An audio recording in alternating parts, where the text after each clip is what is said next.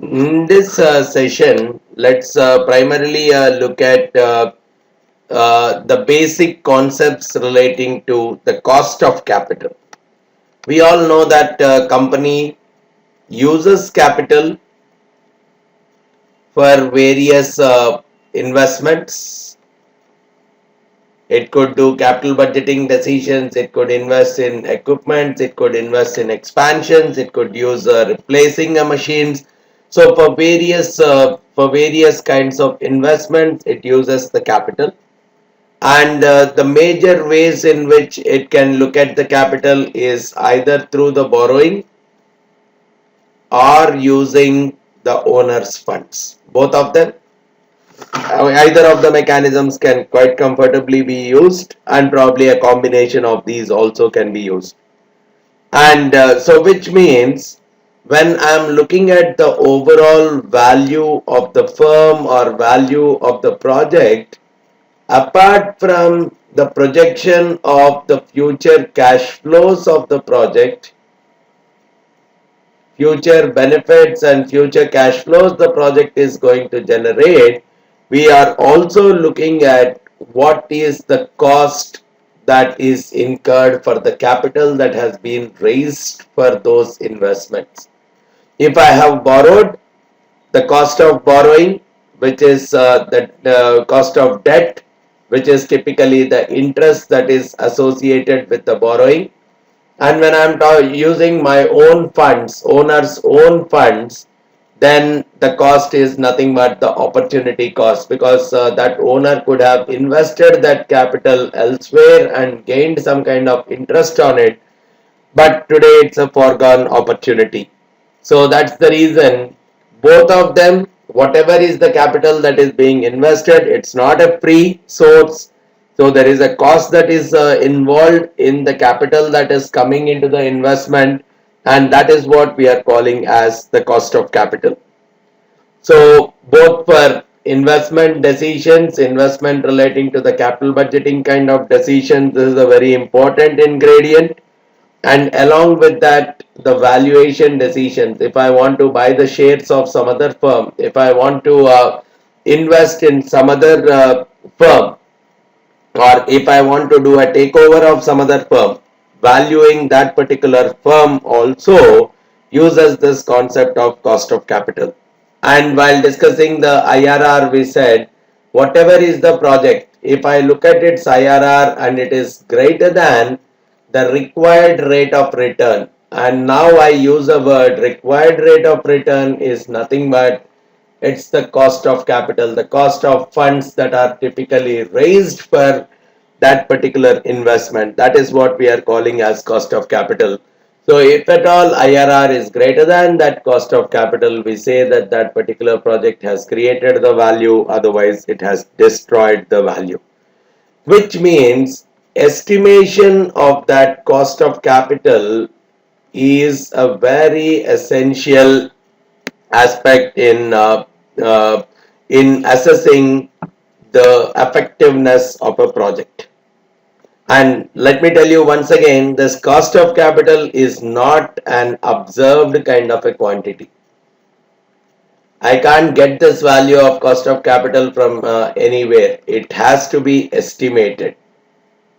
Now, I will look at different sources of capital, probably the debt, the equity, and any other combinations. A combinations of debt and equity, whatever it is. For each one of them, we have to assess what is the cost associated with them through different mechanisms, and overall we record what is the overall cost of capital involved if the capital sources are distributed in this manner. So we make lots and lots of assumptions to determine those estimates for cost of capital. So we need to be slightly understanding that concept much more, because we also look at the riskiness of the investment in terms of deciding the cost of capital. So if the project is more and more risky, its cost of capital should be much higher because it should give me a higher rate of return, and vice versa. And in some cases, instead of focusing on the cost of the entire firm, I may be evaluating the cost of capital for a project alone rather than the entire firm, or I may look at finding out for the firm, and depending on the riskiness associated with the project, either I can adjust it upwards or downwards. Because when I look at it as a firm, I will look at it like an average risk kind of a project.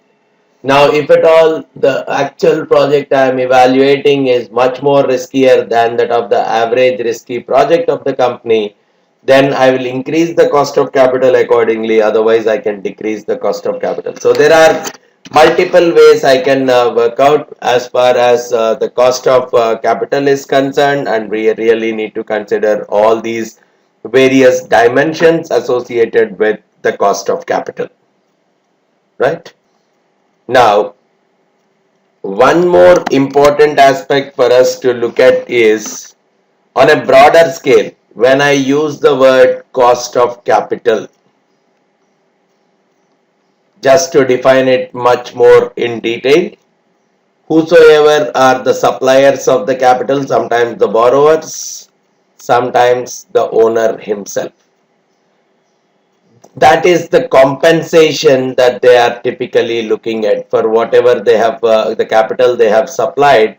In return, they are looking at some kind of a compensation, or from a owner's standpoint, it is the opportunity cost of these funds. Instead of keeping them elsewhere, the owner has typically supplied the capital for this particular project. So unless the project is giving me a kind of a return which is much above that cost of capital, it is not a worthy investment to go with. So if I am borrowing it, I call it as a debt capital. If I am raising it from the owners of the business, I am calling it as equity capital. So we will first look at the component cost of the capital. The debt component, what is the cost of it? The equity component, what is the cost of it? And probably there is one more which is a combination of these two, which is a preferred stock kind of a component, and I want to look at what is the cost that is associated with it. Then, depending on how much I have invested in each of them, I would try to compute the weightages. I would try to give the weightage for debt, a weightage for equity, and a weightage for preferred stock, finally resulting in the overall cost of capital. And this cost of capital is what is generally used for evaluating the various investments to take a go no go kind of a decision. And generally in the world of capital budgeting or any investment, I am more interested in looking at cost of new funds, not the existing, because for me right now, I want to raise new capital and use that capital from the investments perspective, not the older costs which at which I might have raised the loans. I'm more interested in the cost of new funds, additional cost that the if I have to raise some additional fund now, how much would it typically cost me? That's the reason we treat this as a marginal cost also. Marginal is that additional fund that is getting raised, what is the cost that is built into it. So marginal cost that is associated with the debt capital, marginal cost associated with the equity capital, and marginal cost associated with the preferred stock. So when we look at from a complete firm's perspective or entire company's standpoint, if I have to compute the cost of capital, so overall, all kinds of investors put together, what is the average return they are expecting from the supplying of the capital?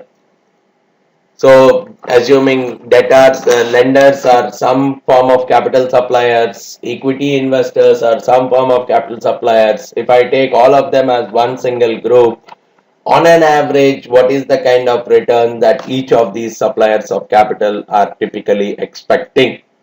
So that is why we call that as weighted average cost of capital. And in this case, it's also marginal cost of capital because we are trying to look at additional funds and the cost that is involved with the additional funds. And so depending on what is, how much of debt capital is being raised, how much of preferred stock is being raised, how much of equity capital is being raised, we try to find out their weightages, their weights. We know the costs of each one of them: cost of debt, cost of preferred stock, cost of equity. Now, debt as a proportion of the whole capital, I'll try to find out. Then preferred stock as a proportion of total capital, and equity as a proportion of total capital. So these are the weights. So it is becoming as WD, weightage of debt times cost of debt, weightage of preferred stock times cost of preferred stock, weightage of equity times cost of equity. Now the only thing that comes out is with respect to debt, we multiply it with 1 minus t. I'll discuss about why we do that kind of a multiplication. We don't do that for preferred stock and equity, and this is what will come out as weighted average cost of capital or marginal cost of capital. We apply the weights, we find out their respective costs of sources of capital, do this kind of weighted average by just doing 1 minus t factor for the debt, and finally computing the weighted average cost of capital of the company, right? So here it is, this t is the marginal tax rate, this kd is pre-tax cost of debt. So when I multiply it with 1 minus t, it becomes post-tax cost of debt, and cost of equity, cost of preferred stock. So all these things put together will go ahead in terms of determining my weighted average cost of capital. Now with that known, we can very well understand, we will try to understand some basic concepts that drive this. Why is this 1 minus t coming into picture? Right? How do I determine the weights? Right now I have just put the weights as it is. How do I determine the weights in real term? And how do I match this weighted average cost of capital to the capital budgeting world? How do I typically use it as a part of the capital budgeting process? These are the three important aspects I'll try to spend now.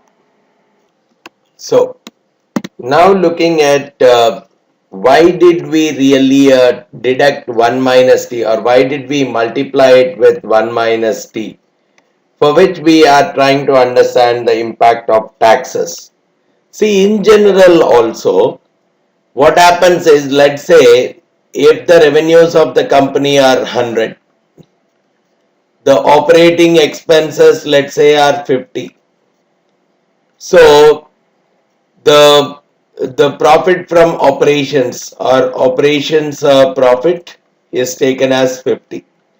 In general, in the taxation systems of the country, in majority of the countries, what happens is the interest is put up here. Let's say if the interest is 20 on the loan that you have taken, this becomes the profit before tax.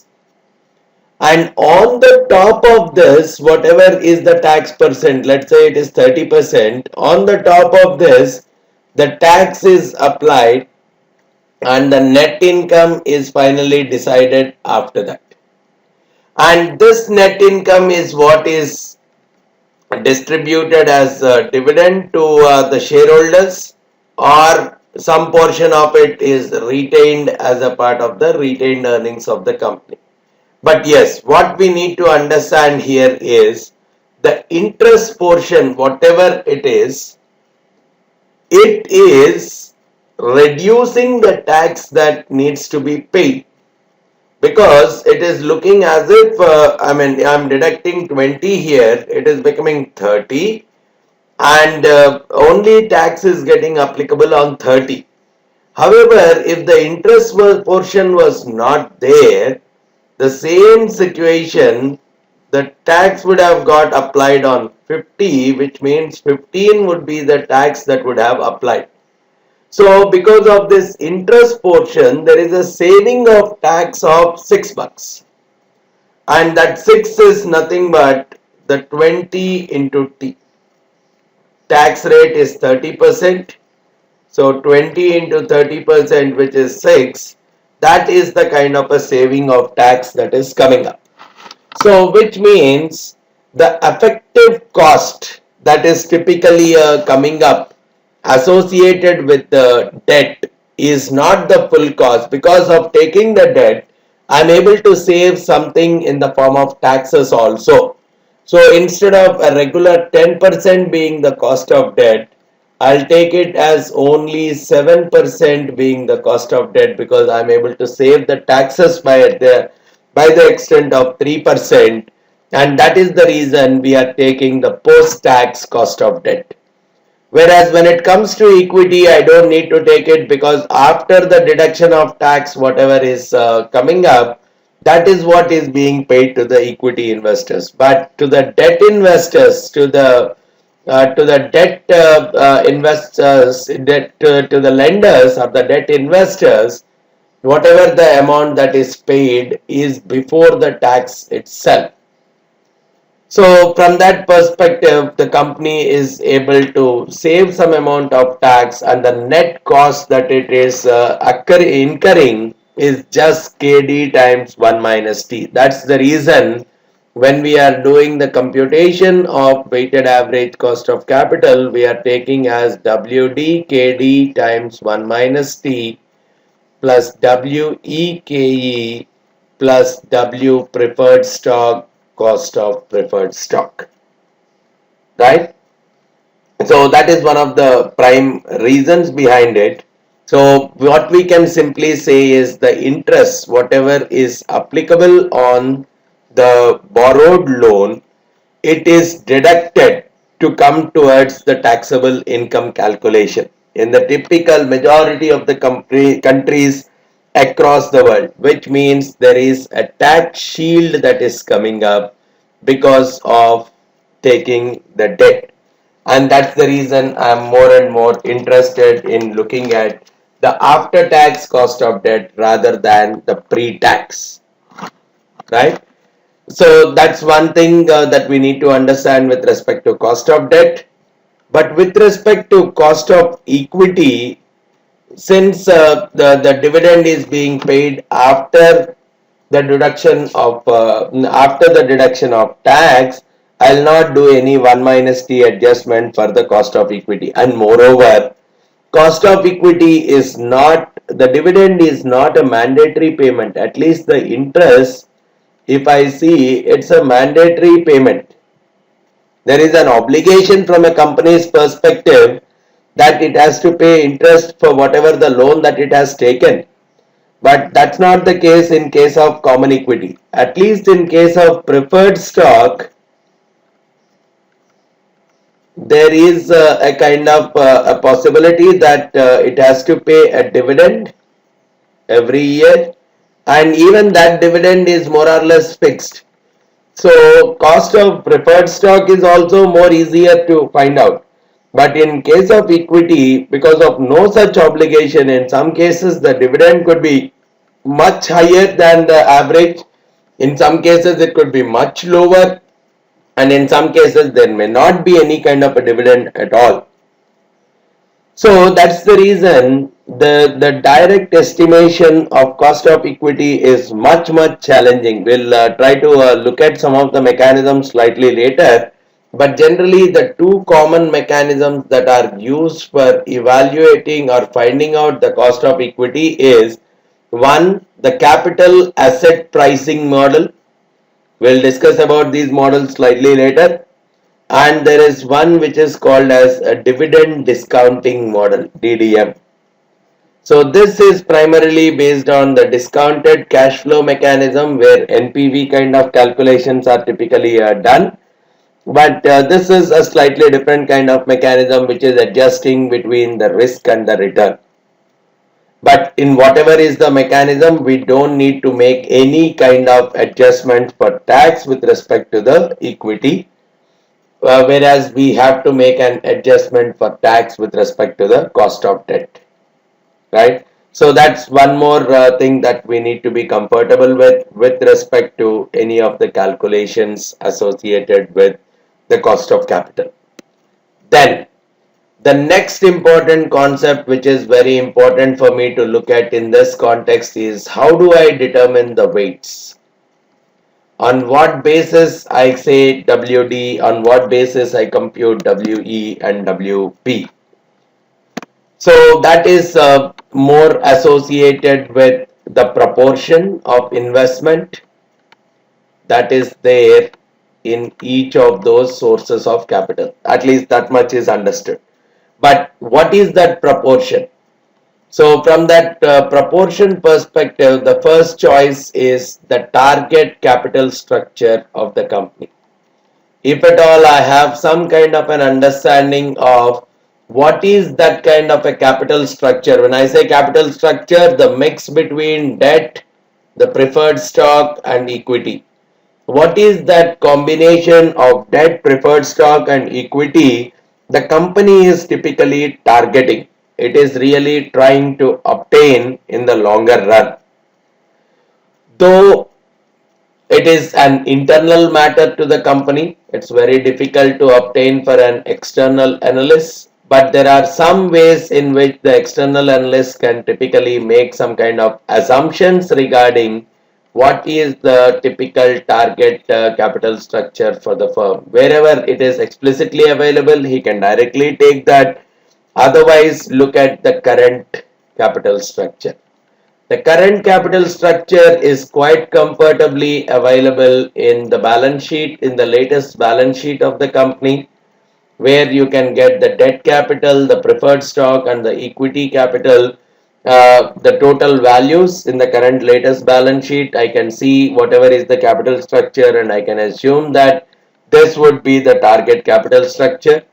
Otherwise, look at from the past, look at the trends on how the capital structure is changing. If there is some kind of statement from management saying that we are targeting, we are looking for this kind of capital structure, some kind of capital structure policy related statement and all, if they are available, probably I can take that.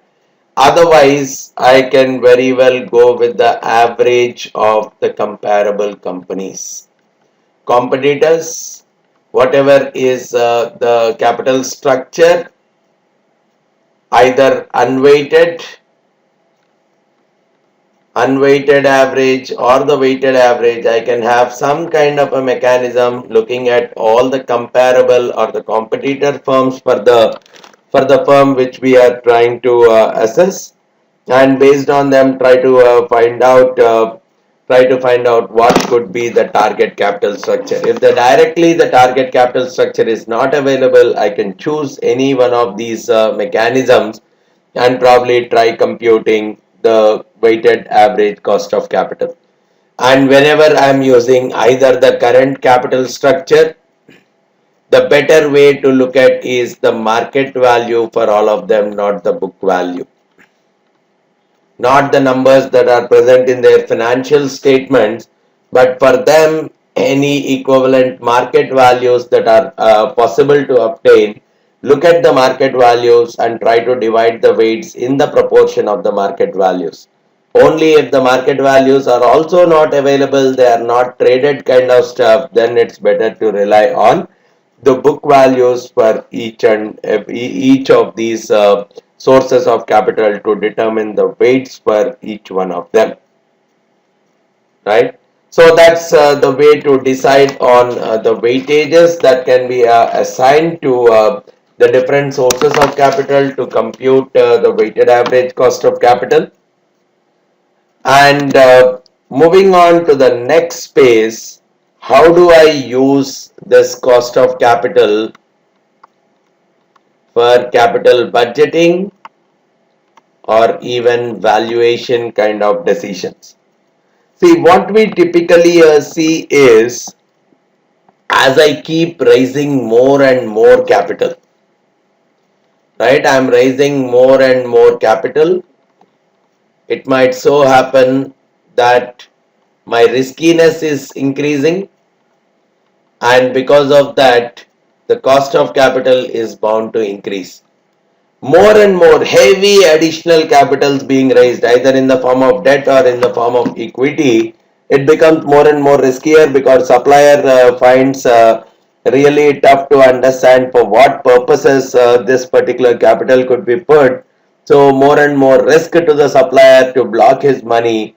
The supplier is not able to diversify properly, which is increasing the risk of the funds that he is supplying. So there is a good possibility that the cost of capital is going to increase. So the more and more new capital I am taking, let's say if I am trying to draw a graph, the amount of new capital I am taking, I could see that the cost of capital or the marginal cost of capital is typically going to go up, right? So the cost which we look at, it's going to go up as I'm planning to raise more and more capital. And at the same time, more and so I have so much of capital, it might so happen that all the projects that I might choose may not be highly profitable kind of projects as well. See, if I'm choosing, there might be one super extraordinary kind of a project for which I may require some capital, or there are two projects which are super performing kind, but there can't be 20 projects which can be super performing. So the more and more capital I am looking at, there is a good possibility that my investment opportunities also, I may be looking forward not for this much return generating project, but I might slowly start looking for even this much return generating project, this much return, this much return, this much return generating kind of projects. Because the more and more capital I have, I cannot invest everything in the highest profit generating or highest profitable kind of project, because finding all such kind of projects at one single go might be much difficult. So this is what we call as investment opportunity schedule, which typically is a downward sloping kind of a graph as the new capital, more and more new capital is planning to be raised. So wherever these two are getting wherever these two are getting intersected, this is what I call as the optimal capital budget. So this is the optimal capital budget to raise, and probably this is the approximate cost that we need to go with. So this should be my cost of capital, and this should be the capital that I really need to raise. So which means marginal cost of capital should be equal to the rate of return that I'm marginal rate of return that I'm going to get on my investments. That is the optimal capital budget to really put up, right? So so here different projects are having different kinds of rates of return, means the riskiness is also different for different kinds of projects. At the same time, which means it is giving me a clear understanding that it's better for me to find out the cost of capital at a project level rather than doing it at an organization level, because different projects are giving different returns. There are different amount of risks that are associated. So looking to find the cost of capital at a firm level and probably trying to do some kind of adjustments up and down may not be an effective way of trying to evaluate the projects. But at the same time, there are limitations in terms of how well I can find out the cost of capital associated with the project. So typically, even today, the most effective thing is find the cost of capital of the firm, and using some kind of a basis to evaluate the riskiness of the project, either increase that number or decrease that number to link it to as the cost of capital for the particular firm. So an upward or a downward adjustment is done. In some cases, there could be an ad hoc way in terms of the adjustment being done. In some cases, there could be a systematic calculation based kind of an approach as well. Because in general, whenever we are going with the weighted average cost of capital kind of a mechanism, we are looking at that particular project which is having the average risk. So higher risk should increase the cost of capital, lower risk should decrease the cost of capital. So whenever we are trying to use this weighted average cost of capital to do the NPV calculation, we are straightforwardly assuming that the project for which we are trying to find the NPV, it is having a more or less average risk of the company. It's an average risky project. It's not too high or too low.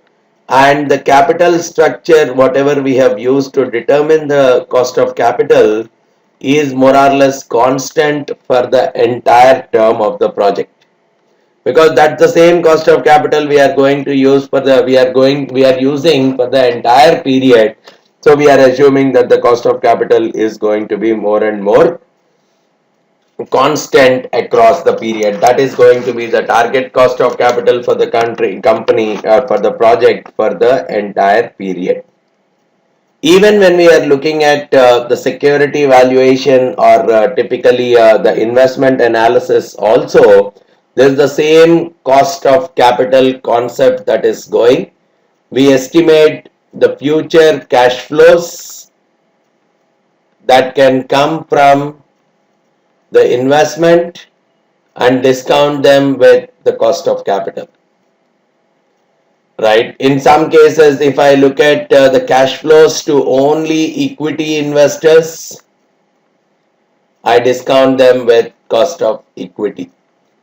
So whatever it is, the cash flows are divided are discounted by the appropriate costs at different points in time to typically arrive at the valuation decisions of overvalued or undervalued, are typically coming up with buy and sell kind of decisions.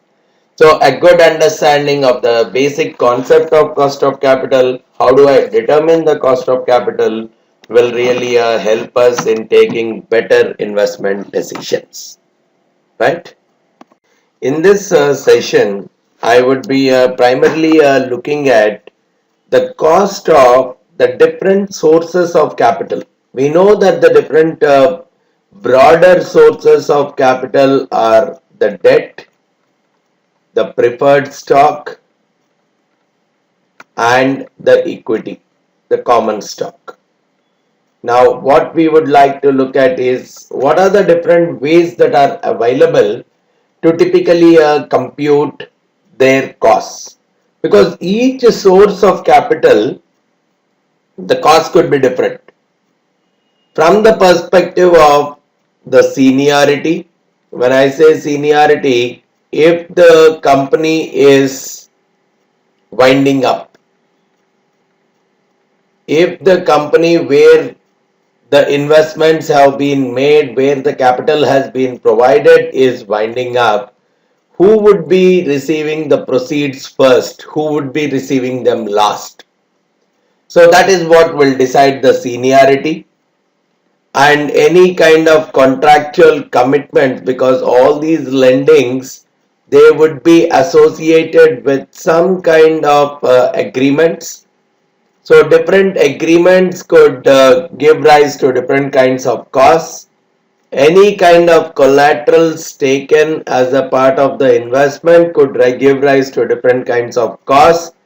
If at all they are providing any kind of tax shielding kind of stuff, tax benefit kind of stuff, even that could give us a different kinds of cost assessment. So we need to have a proper mechanism in place, one, to understand what are the different sources of capital, and within each source of capital, what is the typical cost that is that can be associated.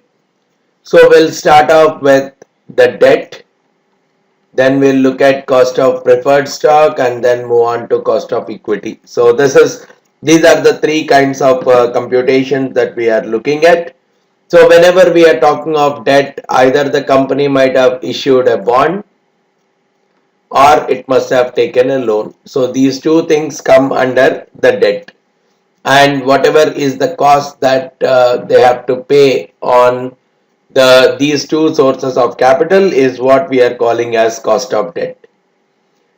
And generally the cost of debt is computed using either of these two approaches. One we call as yield to maturity approach, YTM approach, or typically yield to maturity kind of an approach. This is one way. And the second mechanism that goes into the computation is the debt based ratings. One of these two can compute the cost of debt for the firm.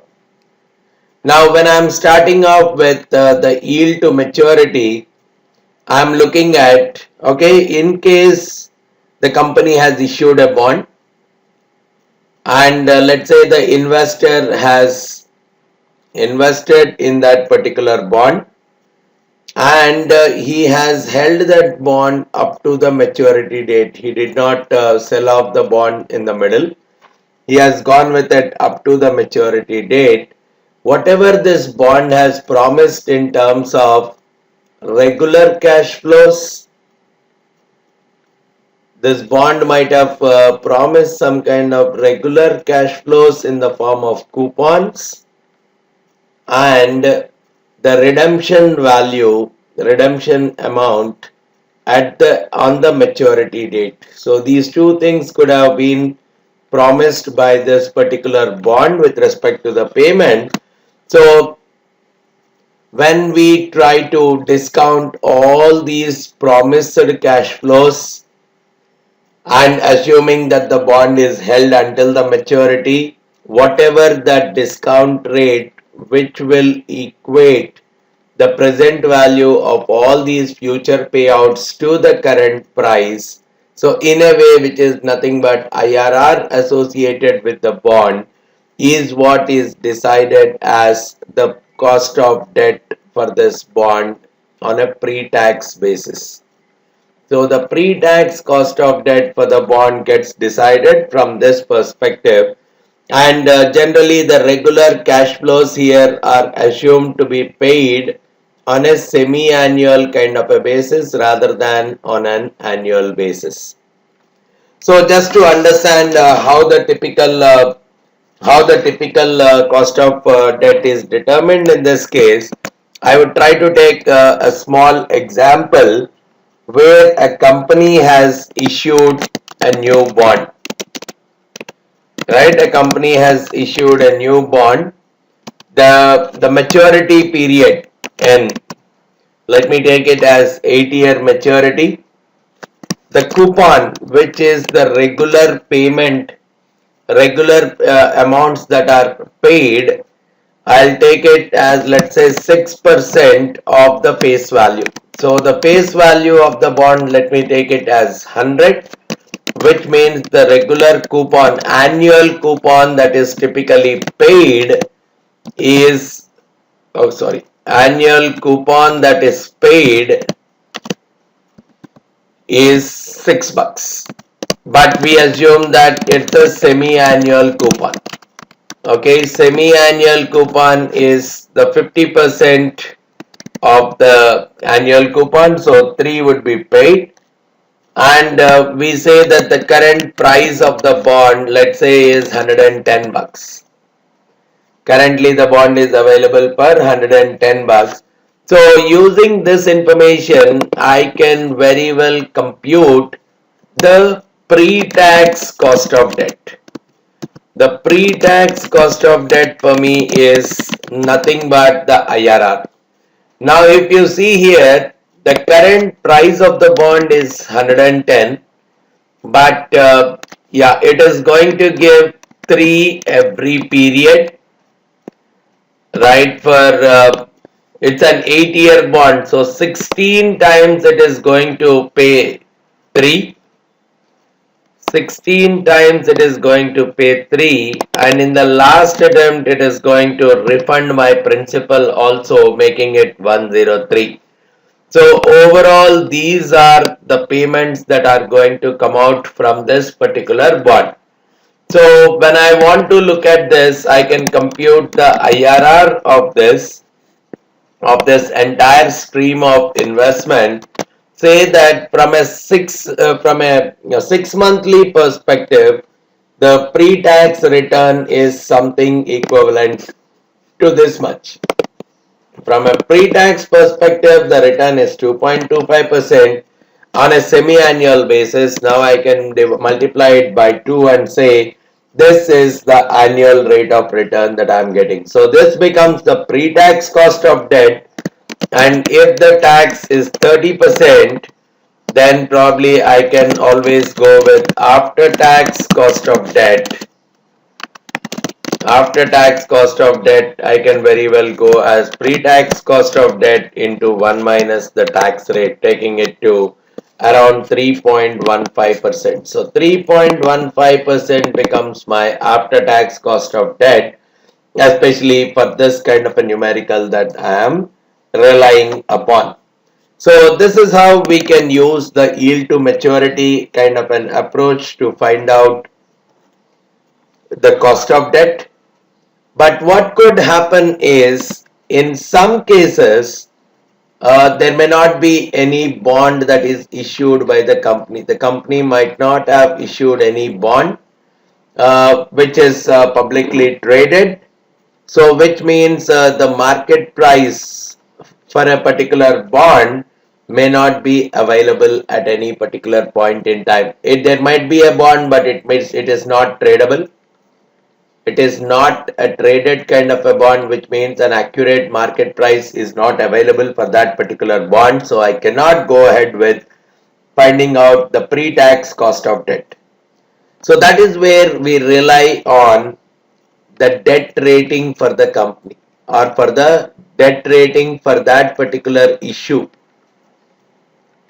For that particular debt, what is the rating? I may not be more interested in the overall company, because for the overall company, different debts that have been taken at different points in time might have carried different credit rating. Only that particular debt that has been raised, I am more interested in looking at what is the credit rating that has been given to that particular debt by the rating agencies, and then see, am I able to find any such kind of bonds having similar ratings which are tradable? Similar traded bonds which are there available in the market, and I can try to use the yield to maturity of those bonds and try to link it with this particular debt, and say that this is the cost of debt, right? So if the debt is not rated, in some cases the debt itself might not, the debt issue might not be rated at all. It could be an unrated debt. Then I may have to have a different kinds of mechanism in terms of finding it out altogether. But at the same time, as we discussed earlier, apart from just the credit rating, probably the seniority of the debt, even all these, the security, the collateral that is being offered as a security, all these things also, they affect the ratings. So I can't simply say that yeah, this company is having a similar rating as some other X. So whatever is the cost of debt of this particular company's issue, I'll take it as the cost of debt for my company as well, because here it could be a senior debt having a much better position, whereas here it's a subordinated debt. So the yield to maturity could be completely different in the different context. So whatever the credit rating is, even it takes care of all these aspects. So even when we are trying to use that credit rating for the computation of the cost of debt, we also need to be equally careful about understanding all these various aspects. So that is where we talk about, whenever we are trying to understand the valuation based characteristics of the bond, the different valuation based characteristics: one, the seniority; two, the security associated. So when I'm trying to understand the valuation characteristics and trying to do the pricing, we call those kind of pricings in the bond terminology as matrix pricing mechanisms. So we are trying to get into some kind of a matrix pricing mechanism to try to find out the cost of debt using some kind of mechanisms on the bond ratings or debt ratings, and based on them try to link some other companies yields to the current company's cost of debt. But okay, even with these two approaches that we are talking of, in general, a few problems that can come out is, what if the company issues floating rate debt instead of fixed rate? If the company is issuing floating rate, if it is issuing fixed rate, probably like this example, I can very well find out the pre-tax cost of debt using the IRR approach, and I can use it as the cost of debt. But in some cases, the company can very well go with a floating rate, which means the interest is changing periodically. It may not be the same for the entire maturity period. Every 6 months, the interest that is getting paid might be changed based on some index which is decided at the beginning itself.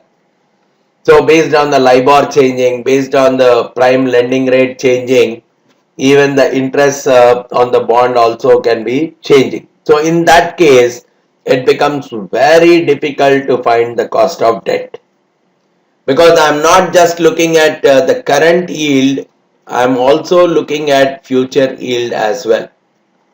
What are the future interest rates? So from that perspective, at least there is a term structure of the interest rates which can be looked at, how the interest rates are going to change in future as visualized today.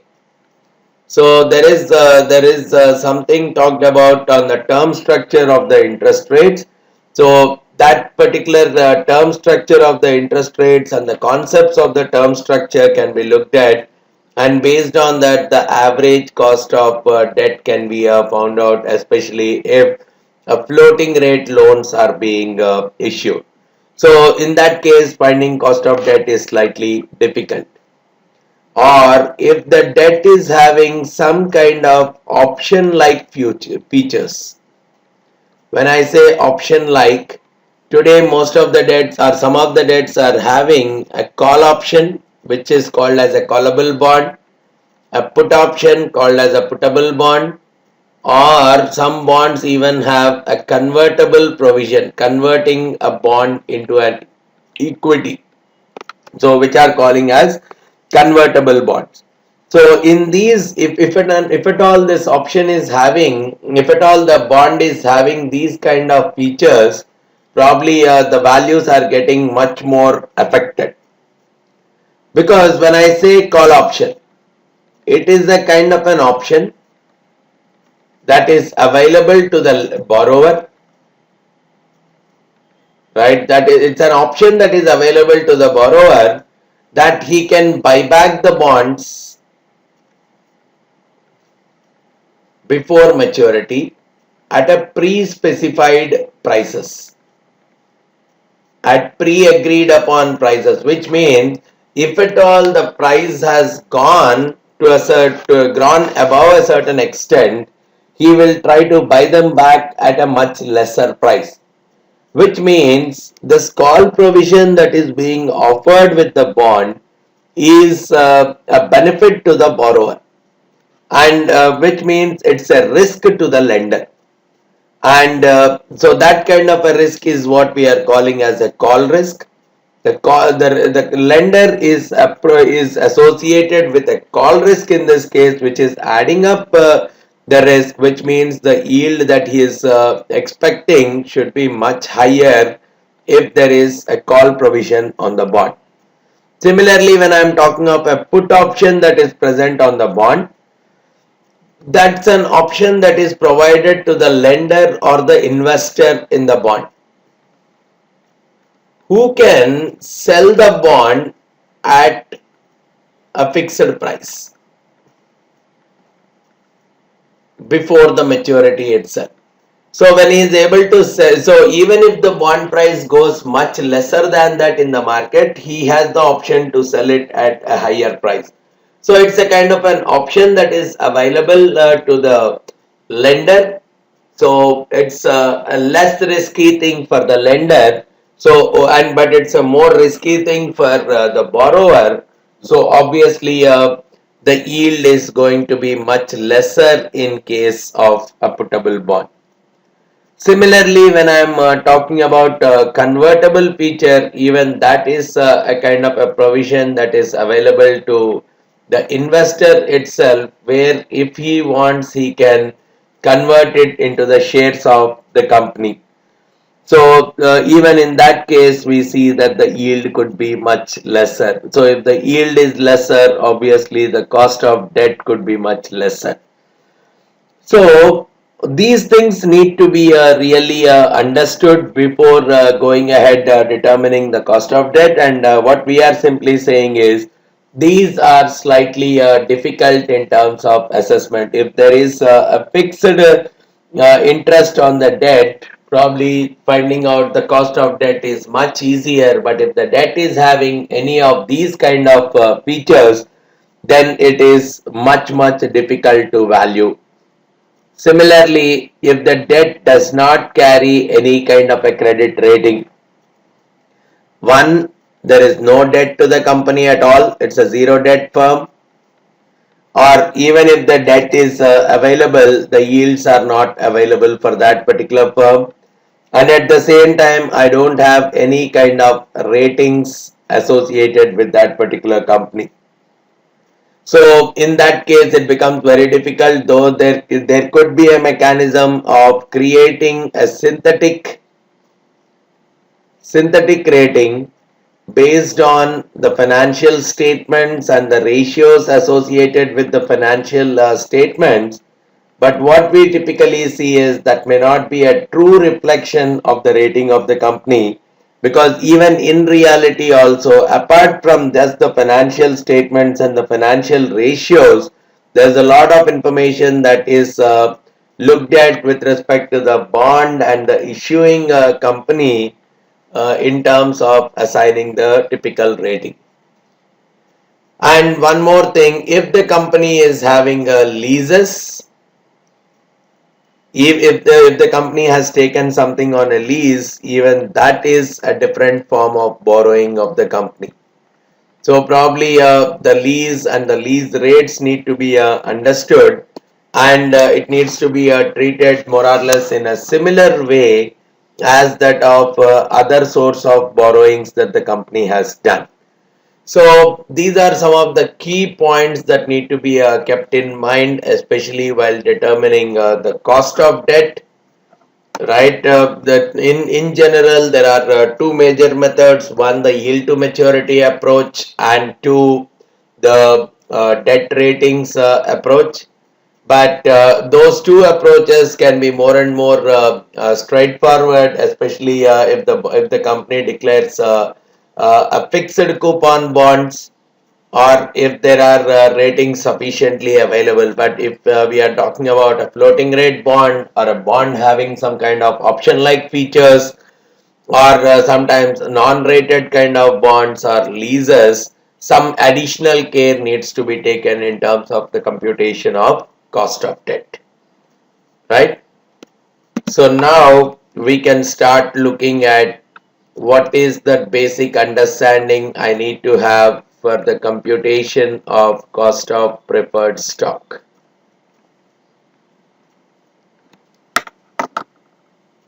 So in preferred stock, we are looking at a company issuing a preferred stock wherein there is some kind of a commitment from the company's perspective to pay to the preference shareholders some kind of preference dividend. The dividend is paid on a preference basis. That is what we call as the main characteristic of a preferred stock. So in general, the preliminary version of the preferred stock is non-callable, non-convertible. and generally it has a fixed dividend rate, a very preliminary version, the base vanilla version of the preferred stock. It has a fixed dividend rate, and also it has no maturity. It's an untimed, there is no maturity date associated with that particular preference stock. So in this case, we can directly do the valuation of the preference stock as the constant dividend that is typically getting paid divided by the required rate of return on the preference stock. So this is what is the value or the pricing that can be done for this preference stock. So the current price of this stock should be equal to the preference dividend per share divided by the cost of the preferred stock or the required rate of return expected by the preference stock investors. So from this dimension also, RP, or generally we write it as cost of preference stock, goes as the current fixed rate of dividend that is being declared divided by the current price of that preference share. So current dividend per share divided by the current price per share. This price is not the stock price, it's a preference share price. This needs to be a preference share price, not the common equity price which we see as a quotes for the market. And remember that this is non-taxable, so we do not do it as KP into 1 minus T. This is not a pre-tax kind of stuff. This is a post-tax only, so we are directly looking at it as KP only. But if the preferred stock is having different kinds of features which can affect the yield, like it could have a call option, it could have accumulative dividends. Instead of paying a dividend every year, the dividend can be accumulated and paid at the end of few years. Or there is a scope of participating dividend where if the company has declared some very extraordinary profits, there is a possibility that these investors will get more than that fixed dividend, or probably there could be an adjustable rate in the dividend. In some years the dividend could be paid much lesser, in some years it could be much higher, or there could be convertibility kind of a feature wherein a preferred stock could be very well converted into an equity share of the company. In those cases, the valuation is not straightforward and cost of preference stock is also not straightforward. Some kind of adjustments need to be made, and we need to have different kinds of mechanisms to understand what should be the typical cost of the preferred stock in those kind of cases. But yes, I mean these are just to and the value and computation in all these cases is not that straightforward, involves a very heavy exercise. But what we are trying to say is, if I am trying to find the cost of preferred stock using this particular formula, I am making an assumption that it is a non-callable, non-convertible, fixed dividend rate, and there is no maturity associated with it. But whenever these kind of things are there, the cost of preferred stock that is coming through this mechanism might be different from the reality. So that's one more thing that needs to be considered while determining the cost of preferred stock, right? Now we can start looking at how do I really determine the cost of the common stock or the equity stock. So when we look at cost of equity, we can very well talk about it as the return which is generally expected by the shareholders of the company, right? Not the preference shareholders, the common shareholders of the company. So generally this equity capital in the company can grow because of two things. One, new shares being issued through various forms, or it can even grow through the mechanism of retained earnings. The company can retain the profits by paying only a portion of the profit to the investors in the form of dividend, and the remaining portion being reinvested back into the business.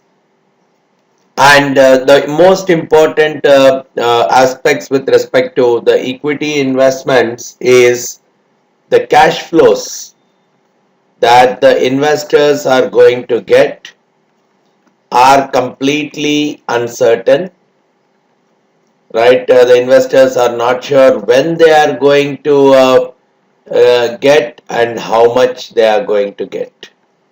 So the dividends, because it's not a part of mandatory obligation from the company's perspective to pay a dividend, it's not sure when the dividends are going to come and how much are going to be paid, which means the cash flows are completely uncertain. So the methods which we have used for finding out the cost of debt as well as cost of preferred stock may not be directly applicable for the valuation of the common stock. So that's where here we talk about three major approaches. One, the capital asset pricing model approach. We'll look at how we can use that. Two, we talk about the dividend discount model kind of an approach. And three, we look at the bond yield plus risk premium kind of an approach. Right? So we'll go step by step, we'll go method by method, try to understand how each of these methods can help us in determining the cost of equity. So starting off with the capital asset pricing model approach, this is typically based on the capital asset pricing theory, which simply gives an expression for the return on the security, for an equation for the expected return on the security comes out as the risk-free rate of return plus the beta of that particular security times the expected market return minus the risk-free rate of return. So this is a kind of an expression. So probably when I'm looking at expectation of RI, it is the expected rate of return on that particular security. We are saying that it is a summation of the risk-free rate of return, and this is the return which the market, probably the equity market in this case, is expected to perform over the risk-free rate of return because of the riskiness associated with that particular market. Generally, equity market, in general terms, not one specific stock, the overall equity market itself is assumed to be slightly more risky compared to no risk.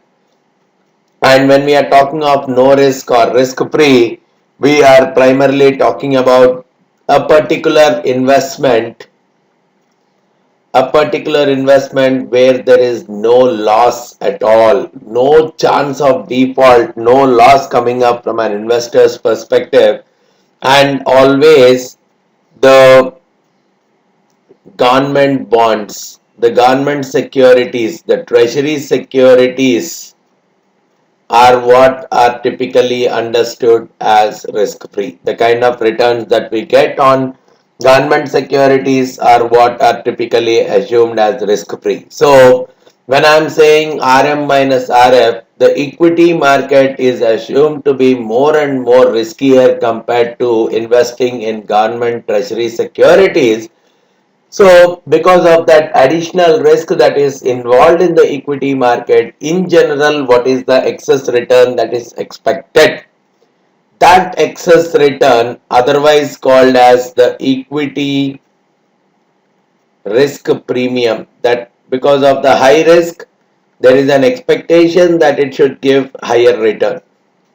So based on that particular expectation, we are calling the expected value of RM minus RF as the equity risk premium multiplied by the risk that is more specific to the security, to the particular company, The risk that is more specific to this security in relation with the market as a whole is what is being represented as beta. Generally, we call it as the return sensitivity. How sensitive is the return of the security I with respect to the overall market return? How sensitive is the return on the security I to the return on the overall market? That is what is a measure of beta. So using these different computations, I can find out what is the expected return that can come for this particular security, and that is what I can take as cost of equity for the particular security. So risk-free rate I've just now talked about. It is the rate of return that is typically coming on the government securities. So depending on the time period of the investment, I may choose the government security of that particular time period. If I'm looking for a 3-month investment, I'll look out for government security which is maturing in 3 months, how much return it is offering. If I'm looking at 10-year investment, then I will look at a government security which is going to give me 10-year rate of 10 years maturing, what is the return that it is offering. So that is how we look at the risk-free rate of return. Then when we are looking at the equity risk premium, so I'm looking at the equity markets risk premium. So in general, what is the return that the investors are expecting relative to the risk-free rate? And here, when I look at with respect to the market, with respect to the equity market alone, we call it as a CAPM model. But if I try to extend it, why consider only the return on market? There could be various other economic related factors like inflation or GDP growth rate, which are also probably inflation could be more than expected, the GDP growth rate could be lesser than expected, or there could be any other factors that could create more risk for the securities returns. So in that case, what we are trying to build is what we call as a multi-factor model. While CAPM is a simplified version of the multi-factor model, or probably a single factor model, where only the risk that is captured by the market is considered, but the risk that is captured by inflation, GDP, all the other variables being changing drastically, they are not captured as a part of the CAPM model, which means if I start considering all of them also, so that is where the formula can get slightly more improvised. Expected rate of return on the security could be risk-free rate of return plus beta I1 times the factor 1, whatever is the risk premium per factor 1, beta I2 times the factor 2, the risk premium on factor 2. Similarly, beta I3 times the risk premium per factor 3. Like that, I can add n number of factors and the sensitivity with respect to those factors, and finally find out the expected rate of return, which can work out as my cost of equity. Now, probably in a global context, this model is much more appropriate than looking at just the CAPM itself, where only the beta that is associated with the market's fluctuation is only being looked at. And what is the way generally people get into the computation of the risk premium? See, there are multiple ways of looking at the computation of the equity risk premium. One of those simpler approaches is the historical way.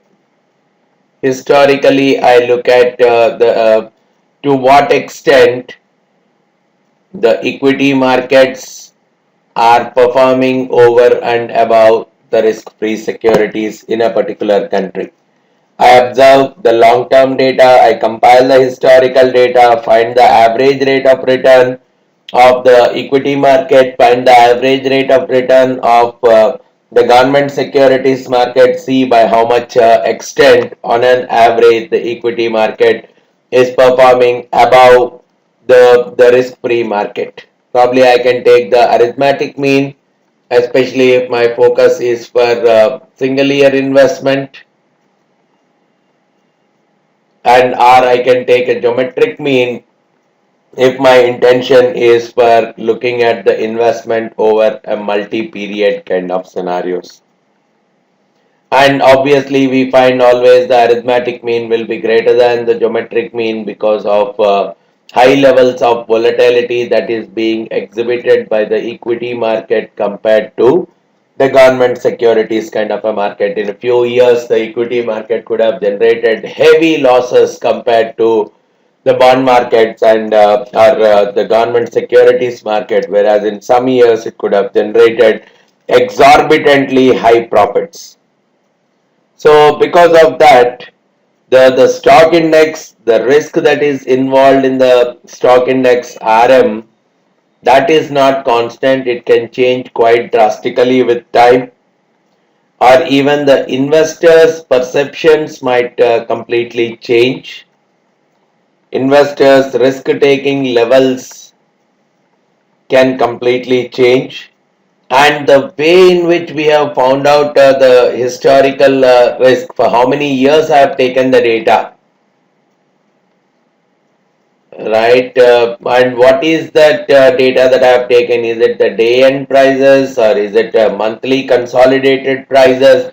What is the base for my prices, and what is the kind of adjustment that I have done to them? All of them will play an important role in finding out how did I typically arrive at the equity risk premium. Otherwise, the other mechanism that I can rely on computing the equity risk premium is the dividend discounting model. While this model can be used directly to find the cost of equity, this can also be used as an input to just find RM minus RF and then take it to the computation of the CAPM itself. So this is otherwise called as implied risk premium approach. We are trying to imply the value of the risk premium from the markets itself. So I will try to link this with the price of the index. So I know that the price of the index is nothing but D1 divided by RE minus G. This I am using what is called as a Gordon growth model, or typically constant growth model.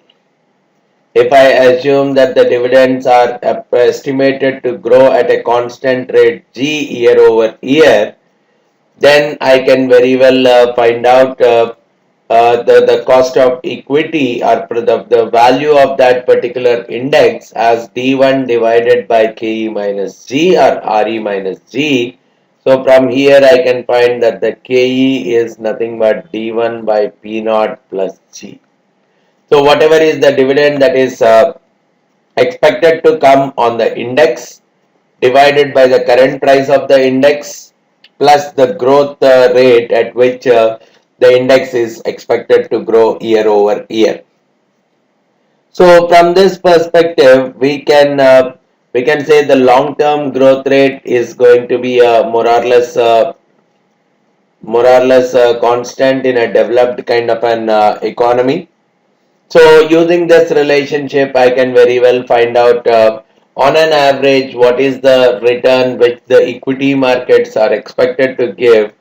This I subtract the risk-free rate of return to get the equity risk premium, and this equity risk premium can be carried on into the computation of the required rate of return on the equity security using the CAPM kind of an approach, right? So which means the cost of equity is a summation of the dividend yield on the index.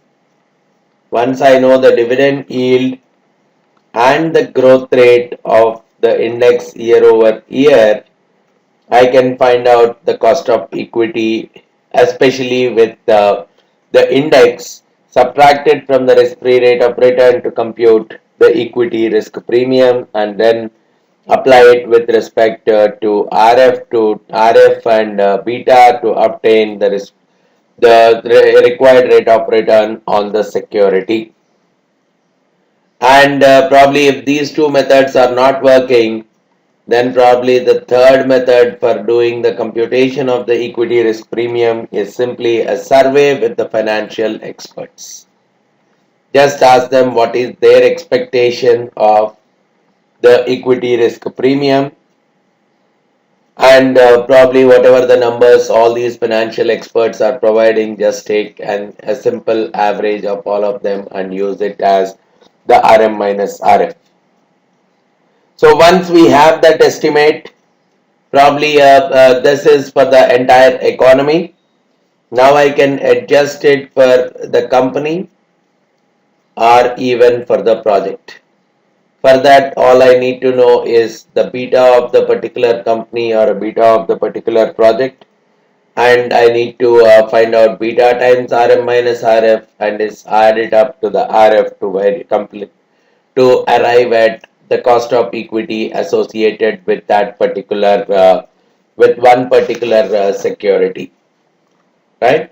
So this is one way, which is a CAPM based approach, capital asset pricing model based approach to compute the cost of equity. Then the next approach that we can look at is the dividend discount model approach, which we have used earlier for computing the equity risk premium. In that case, we have simply called the dividend, or probably we have arrived at cost of equity is D1 by P0 plus G.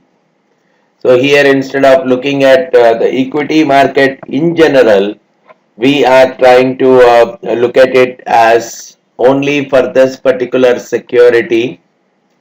What is the expected dividend that is going to come up in the next year or next period? Expected dividend. What is the current share price of that particular security, and what is the annualized growth rate that is coming on that particular security? So we are looking at the expected dividend in the next period, and how constant is the growth rate of the dividend. What is that constant growth rate of dividend that is expected over the long term?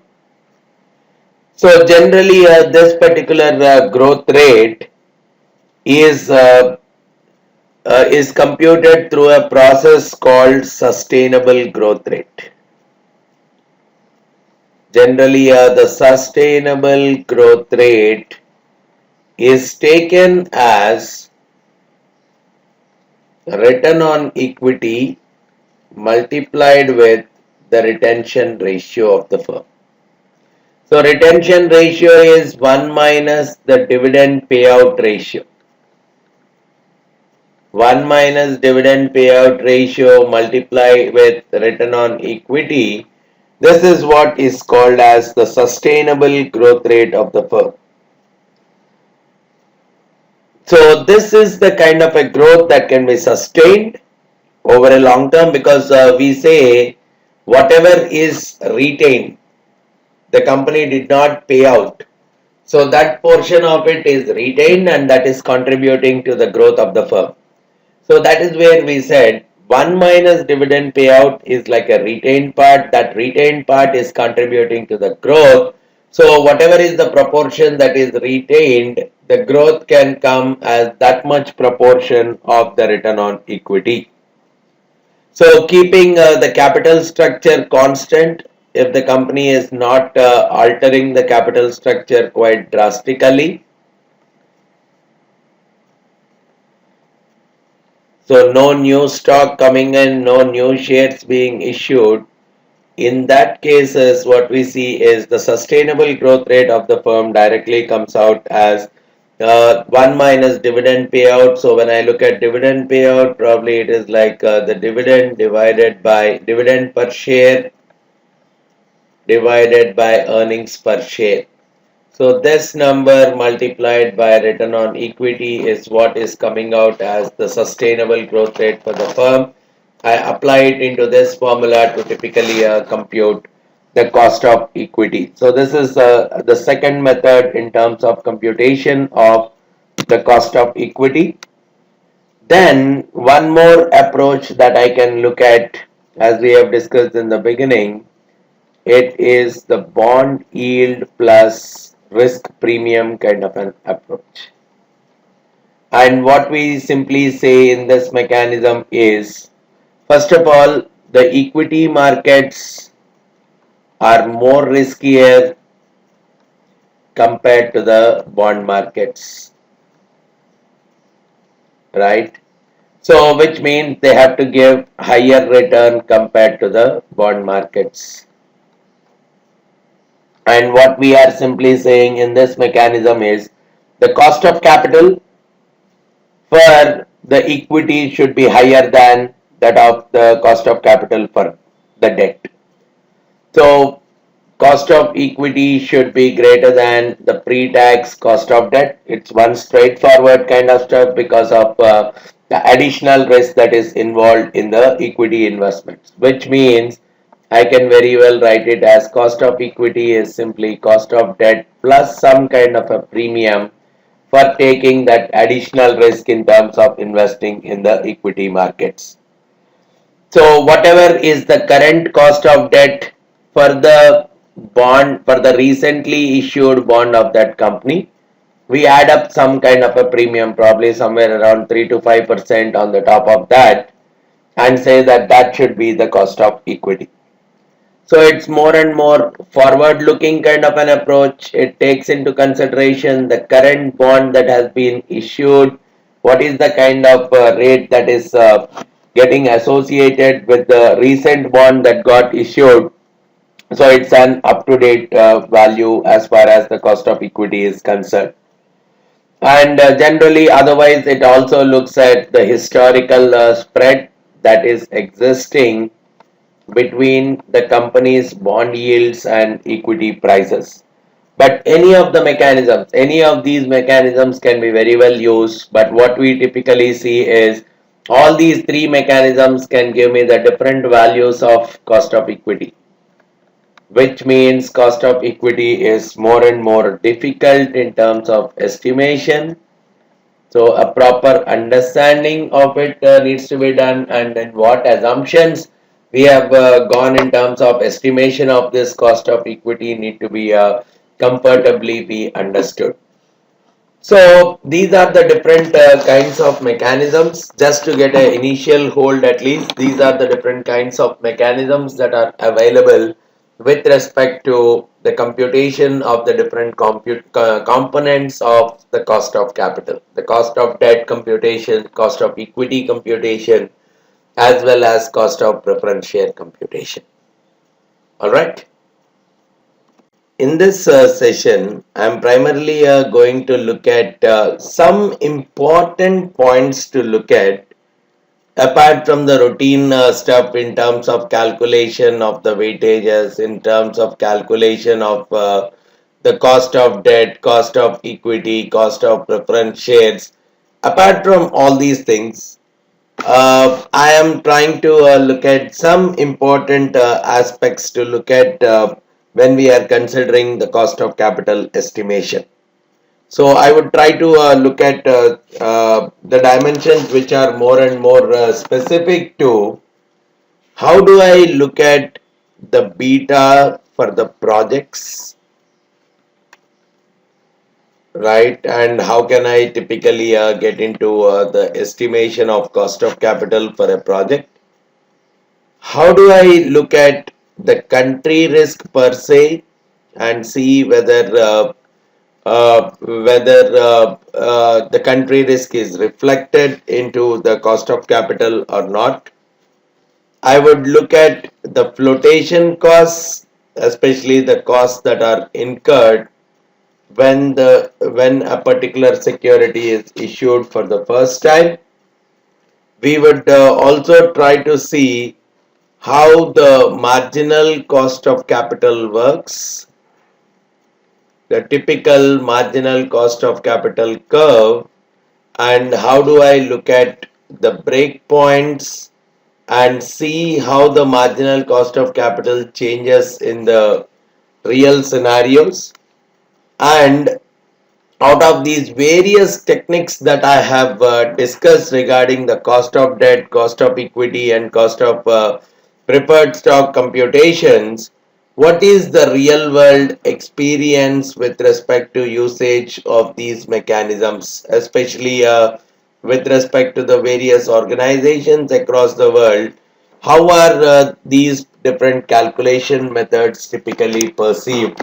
So these are some of the important things that we will be getting into in this session, as we have already looked at the basic mechanisms in terms of computations of the cost of capital, computation of the costs of each of the sources of capital, etc. So as a first assignment, I would look at how are we getting into the project beta. What is the typical way to get into the computation of the project beta? Because any CAPM method of determining the cost of capital, whether it is for a company per se or for an individual project, the estimation of beta is very much necessary, and after that the beta goes as one of the important inputs as a part of estimation of the cost of equity using this particular formula. So one way people get into for a stock, the simpler way to get into the cost of to get into the beta computation is a regression mechanism. In the regression, I take the stock returns, historical market returns during a particular period, and do a regression based on these two, right? So I take the historical stock returns, let's say daily returns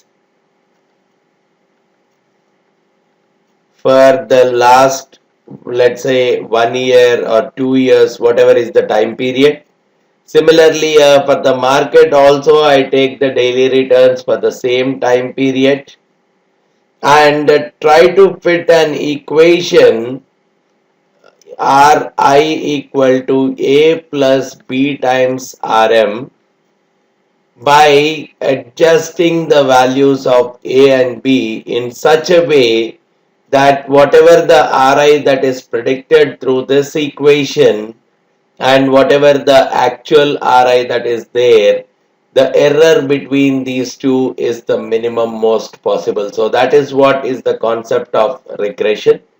So using the regression, we'll try to identify the best possible coefficients for A and B, which will talk about the returns of the security in terms of the returns on the market, and whatever the B that comes out in this particular equation process, that is what we call as the beta for that typical security.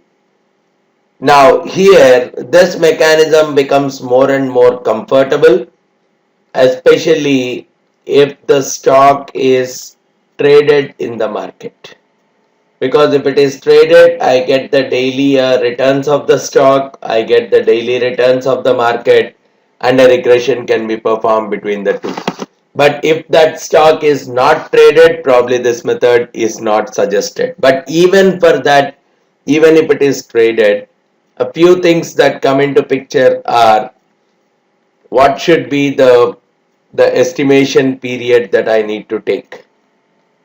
Here I said let's take the data for 1 year for daily returns as well as for the market return. Now what is it? Probably I can talk of 2 years, I can talk of 10 years data. And if I have 10 years data, probably there is a lot of richness in the data, lots of uncertainties are removed, and it is more stable kind of a prediction. Whereas on the other side, if I'm taking more and more smaller term periods, 3 months, 6 months kind of a data, probably it is more and more the current changes or the current structure of the company can be considered. So while the long term is more and more associated with the long term behavior and the stability, whereas when I'm looking at the short term kind of numbers, it is more to look at the company specific changes or any significant structural change that has happened in the company in the recent past, not that stable operating history. So if I'm looking more from the perspective of stable operating history, then probably I can look at the data for 10 years, 5 years kind of stuff. Otherwise, I will be looking at collecting the data for a smaller time periods itself. Then periodicity. Here I said will take the daily returns. But I could take a weekly return, I could take a monthly return as well. And what we are seeing is the standard error. The standard error has been the minimum most when the data is taken on a more frequent basis. So daily data, if possible, hourly data, if I am able to collect, then probably that is becoming more and more stable, reducing the standard error of the estimate, which means I would prefer a daily return data compared to a monthly or weekly kind of returns. Then the index which I am choosing for RM, it should be a good reflection of the overall market. The moment I'm changing the index, the beta also changes. So I should be very careful in the choosing of the index. And even there is one kind of notion among the people that beta reverts to 1. In long run, beta reverts to 1 means the risk of the security will be more or less similar to the risk of the market in the longer run. So from that perspective, whatever the beta that they have got through this regression mechanism, some people they try to do an adjustment to the beta and call it as an adjusted beta, where they take 0.333 as a fixed number and typically 0.67 times whatever the beta that they have got through the calculation process. So they try to adjust the beta so that in a long run it fluctuates around 1. If it is above 1, it comes below 1 in this adjustment. If it is below 1, it goes above 1 in this adjustment. And at the same time, one more thing that needs to be looked at with respect to beta is when the focus is on small cap stocks, the stocks having a smaller capitalization, smaller stocks, generally it is found that they have higher risk compared to the large cap stocks, all else remaining the same, which means for them the beta should be adjusted upward straightforward because they have a more risk compared to a similar stock which is from a large cap family. So whenever I'm trying to first of all compute the beta of the equity itself, all these things need to be understood, and different values for each of them by different analysts could give the different beta values for the equity itself. If one has chosen the estimation period of 2 years instead of 10 years, they are going to differ in their beta calculations. If someone has chosen a daily data versus a weekly data, there is a change in beta calculation. The index chosen instead of Nifty 50, if I have taken or instead of BSC 100, I have taken let's say BSC 200 as the index. then probably then there is an immediate change in the beta computation. If I am making an additional assumption that the beta is going to revert to 1 in long run, so I want to do an adjusted beta computation, then my beta could be different from my competitor analyst's beta. Similarly, from a small cap perspective, I might have adjusted the beta slightly on the higher side. So the beta, the equity beta of a particular stock is going to change depending on all these things that are typically considered. But whatever is the case in all these situations, especially if I am talking about a publicly traded kind of a company, computing beta is not a difficult problem because the stock returns are available, the index is available, and all I have to do is a simple regression. And even these betas are available with various financial analysis based vendors also. But the biggest problem comes, one, when I am looking at a private company, not a publicly traded kind of a stock. If I want to find out the beta for that private firm, or even the beta of a project executed by a public company, but the risk of a project is completely different from the typical risk profile of the public company. So in that case, I need to have a mechanism where I can come out with a proxy for the beta. I can't use the beta of this public company because this project is having completely different risk characteristics from that of the public company. Or even if I want to find the beta of a private firm, I need to have a mechanism. So that is where we are calling that I want to come out with a proxy mechanism wherein I can find out the beta through some kind of a mechanism for those kind of projects and companies. And just to get into that particular process, we need to understand that whatever the beta of a particular firm is, it is a composition of the business risk, the operations related risk. So when I say business risk, it is primarily to do with the sales risk as well as the operations risk. So sales risk more coming from not able to sell, not able to generate the revenues as expected, and operations risk is coming more from the perspective of the operations cost structure being not viable. Similarly, there could be a financial risk. When I am saying financial risk, it is more to do with the leverage that has been taken, because in general, whenever we see that a company having high debt, if the debt of the company is very high, we say that the financial risk for that company is very high. The reason is there is an obligation to pay.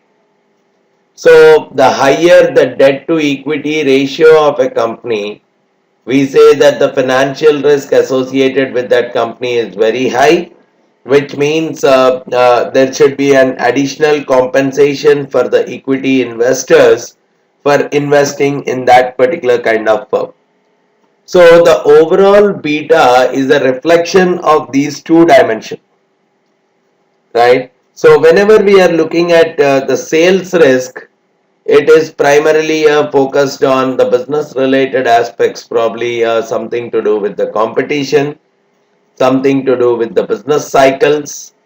All these things will play an important role in the sales risk. Whereas when I am focusing more on the operations risk, I am more looking at the costs. What is the composition of the fixed costs in my business with respect to variable costs? Now, if the fixed costs are much higher, that is what we say that there is a heavy operating leverage for this particular company. So the income is going to be more and more uncertain. If I gain, I am going to gain heavily. If I lose, I am going to lose heavily. Same way, when I talk about the financial risk, it is more to do with the leverage that the firm has taken with respect to the debt with respect to the leases the company has taken, these all will increase the riskiness of the firm. So the debt to equity ratio of the firm is going to play a very key role in terms of assessing the amount of financial risk that the company has taken.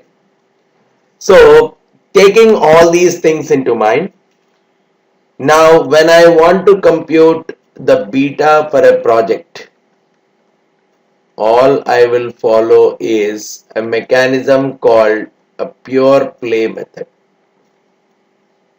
When I say pure play method, I'll take a comparable public company. I'll take a comparable public company which is almost similar to the project, which is having the risk characteristics almost similar to that of the project. For this public company, I'll try to find out the equity beta and make some kind of adjustments to this beta and try to arrive at the beta for the project. So I'll try to make some kind of adjustments based on the tax structure, based on the financial leverage. We'll try to make some kind of an adjustment, and even based on the capital structure, we'll try to make some kind of adjustments which can help us in computing the beta of the project. So whenever I'm talking about a comparable firm, we are more looking at something that can be comparable in terms of business risk. Similar business risk. When I say similar business risk, probably something which is exposed to sales risk and operations risk more or less in the same way as that of the current project which we are looking at. Only the financial related risk is different between these two, between this comparable firm and the project that I am looking at. The financial risk is different, but the business risk is more or less similar. And once I find such kind of a company, so generally it's better to look out for that kind of a company in a similar industry. So when I am looking at, let's say, food industry project, it's better that I look at food industry based company, which is a publicly traded firm which is into food industry, having more or less similar kind of business risk, sales risk, operations risk kind of stuff. And for this particular company, take the beta first. Start with the beta computation for that particular company, right? And so let me take an example that can simplify the process for us to a large extent. So let me take first of all a comparable. First let me take a comparable whose beta for a firm, let's say the beta of that particular firm is 1.2, and the equity for that particular firm, let's say is $500 million is the equity for it, right? The equity of the firm is 500 million, and the debt for it, let's say, is 750 million. So this is the debt to equity kind of stuff. And let me take that the tax rate for that particular firm is 30%. Whereas on the other side, I will look at my project. I have to compute the beta for it. Okay, for my project, I'll take the equity as 200 million and debt as 100 million. And probably the tax rate for my project, let's say, is 40%. So with these kind of numbers, I need to really try to compute what should be the beta for this particular project, and based on that, once I know the beta, I can very well compute the cost of equity and then the cost of capital as well, right? So the computation of the computation of the beta in this case goes with the mechanism of the pure play method. Right, the computation of the beta for the project in this mechanism is what is going through the pure play method. Now for this, initially I started off that this is my comparable company and this is the beta of that. Now first thing is adjust that beta, adjust the equity beta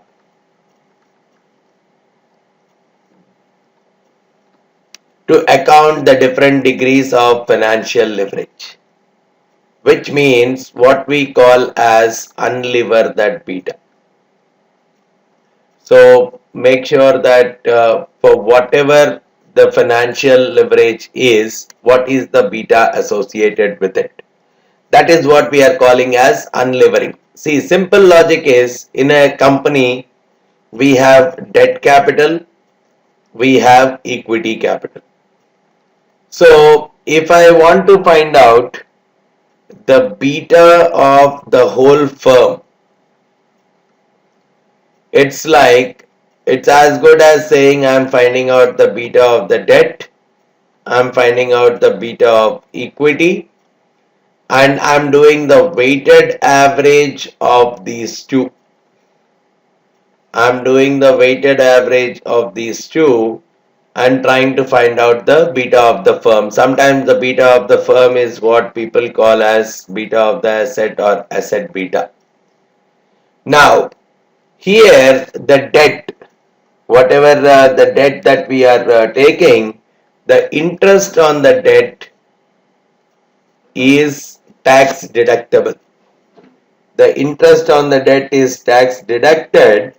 So whatever is the claim that the creditors have on the company's assets is only post the debt. So the risk part, the beta of the firm in this case gets modified, saying beta of debt times debt into 1 minus t divided by debt into 1 minus t plus equity. Similarly, beta of equity times equity divided by debt into 1 minus t plus equity. And here, generally, the beta of debt, we assume it to be 0. Why do we need to assume 0? Because it's generally repaid. Return on debt, whatever is the return on debt, it may not vary too much with the equity market. Right? If the stock market has fallen, probably the return on debt is not going to either increase or decrease. So that's the reason beta of debt, we generally take it as 0, which means the beta of the firm directly comes out as the equity beta multiplied by equity divided by debt into 1 minus t plus e. Or the other way of putting it is beta equity divided by, if I get the equity down, it becomes d by e times 1 minus t plus 1. So this is what will become the asset beta. So for this particular firm, I'll first find out the asset beta. So equity beta divided by 1 plus d by e times 1 minus t. D by e times 1 minus t. So this is what is becoming the asset beta. So the asset beta or the unlevered, other name for this asset beta is the unlevered beta. So the unlevered beta for this firm is 0.58 as far as this example is concerned. Now this is what we do to remove the impact of the capital structure or financial levering on the firm. So we have removed the impact, we have arrived at the levered beta because it reflects only the business risk of the assets, not the capital structure anymore. Right? Now that we have chosen a comparable company which is having more or less similar levels of business risk, what we can simply talk of is the asset beta for the project also will be same as that of the comparable, because the business risk is more or less similar for both the companies. So business risk is not including the financial risk, which is the financial leverage. So I can very well say for this particular project also, the asset beta is going to be the same, because that is what we have chosen as a comparable.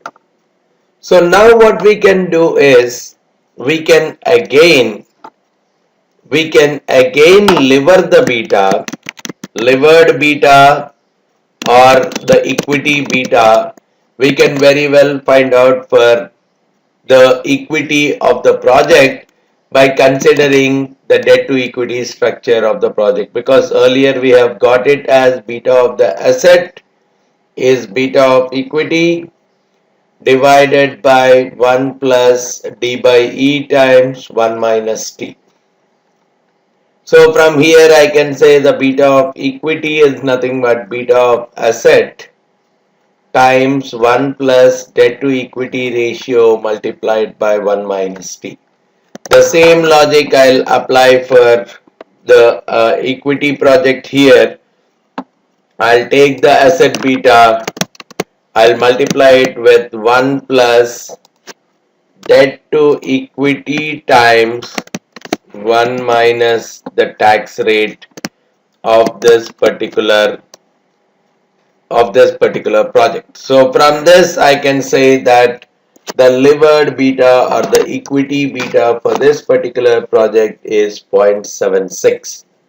So this is a way that we get in terms of the computation of the beta of the project based on a comparable. But you see the difference here. This particular comparable company has a beta of 1.2, whereas this particular project is having only 0.76. Because though the asset betas are the same, the financial structure of this firm is more of a debt, whereas for this firm the debt is much lesser. 100 out of 300, only 33% is in the form of debt, whereas here 60% is in the form of debt. Similarly, the tax structure here is 30%, marginal tax rate is 30%, here the marginal tax rate is 40. So overall it is looking like the levered beta or the equity beta for this project is 0.76, and this is what I use as a part of the CAPM formula. So just to summarize this process, initially we are selecting a good comparable which is more or less similar in terms of a business risk, not the financial risk. Then I look at the beta for that particular comparable. Then I unlever that beta using this kind of a relationship.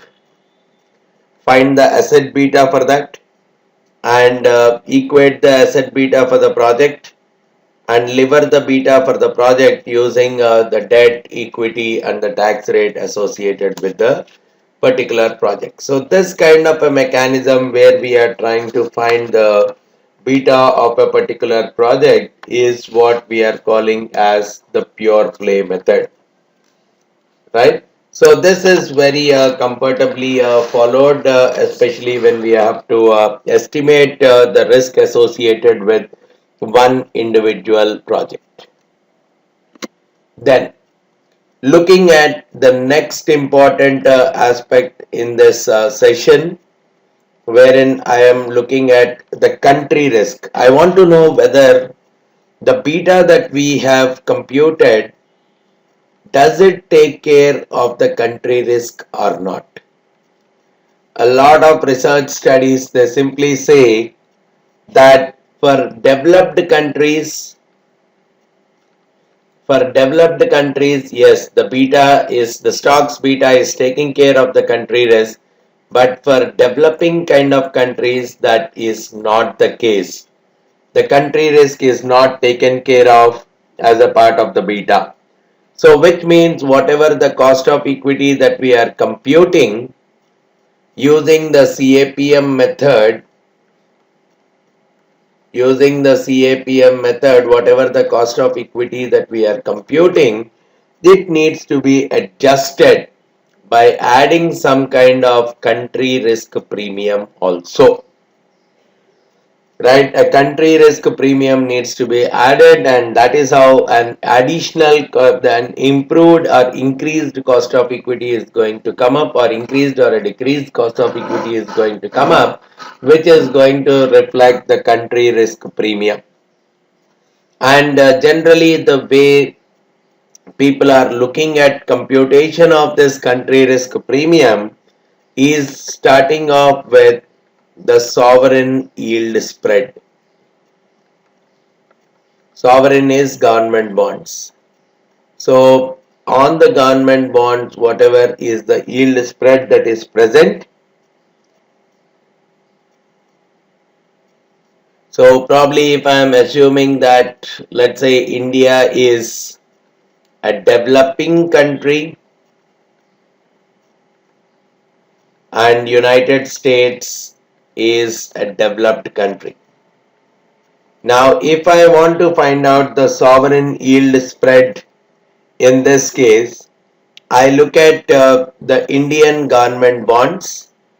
So the government bond of India, what is the yield that this government bond in India is typically offering, the yield to maturity of the government bond in India. This I will express it in the form of the dollars, in the currency of the developed country. So whatever the interest rate that I have got, whatever the yield that I have got on a government bond in India, I'll try to convert it into dollars and try to find out what is the equivalent yield in the dollar as a currency. Subtract what is the yield that is coming on government bonds or the treasury bonds of the developed country, which is the United States. So I'll take the yield of the treasury bonds of India, yield of the treasury bonds of US, convert the yield of the treasury bond of India in terms of dollars, and then subtract the yield on the treasury bonds of the US. That is what is going to give me the sovereign yield spread. And directly whatever is the sovereign yield spread that is coming in, that can be taken as the country risk premium. Or as in some other cases, all we are looking at is whatever the sovereign yield spread that has come, we multiply this sovereign yield spread into the standard deviation of equity market in India, volatility of equity market in India, divided by the standard deviation of bond market in India in terms of the US currency. So Indian numbers are all converted into US numbers using the exchange rate, and after that we try to find out the standard deviation. So this is a way we try to estimate the country risk premium, and we add it back to the equity risk premium to compute the updated equity risk premium, and then trying to compute the cost of equity. So in addition to whatever the equity risk premium we have, we are adding up the country risk premium, and that country risk premium added on the top of that, we are taking the beta, we are adding the risk free rate to arrive at the cost of equity for a particular international investor who is planning to invest in India. For an international investor who is planning to invest in a developed country like India, we are trying to find out the cost of equity by adding even the country risk premium and then applying the beta on the top of the country risk premium approach. So that's one way of determining the country risk premium. And when I'm looking at the other way, especially for countries where the stock market does not exist, where the equity market does not exist, we go with the sovereign credit ratings. So depending on the ratings that are provided by organizations like S&P and Moody's, the country credit ratings, I do the comparison of the different countries' credit ratings and based on that directly determine the country risk premium. Do some kind of analysis on the sovereign credit ratings and based on that I try to compute the country risk premium associated with that particular country. Right? Now let's look at the marginal cost of capital schedule. Initially, we have understood that marginal cost of capital is nothing but the additional cost that is the cost that is actually getting incurred for raising additional capital,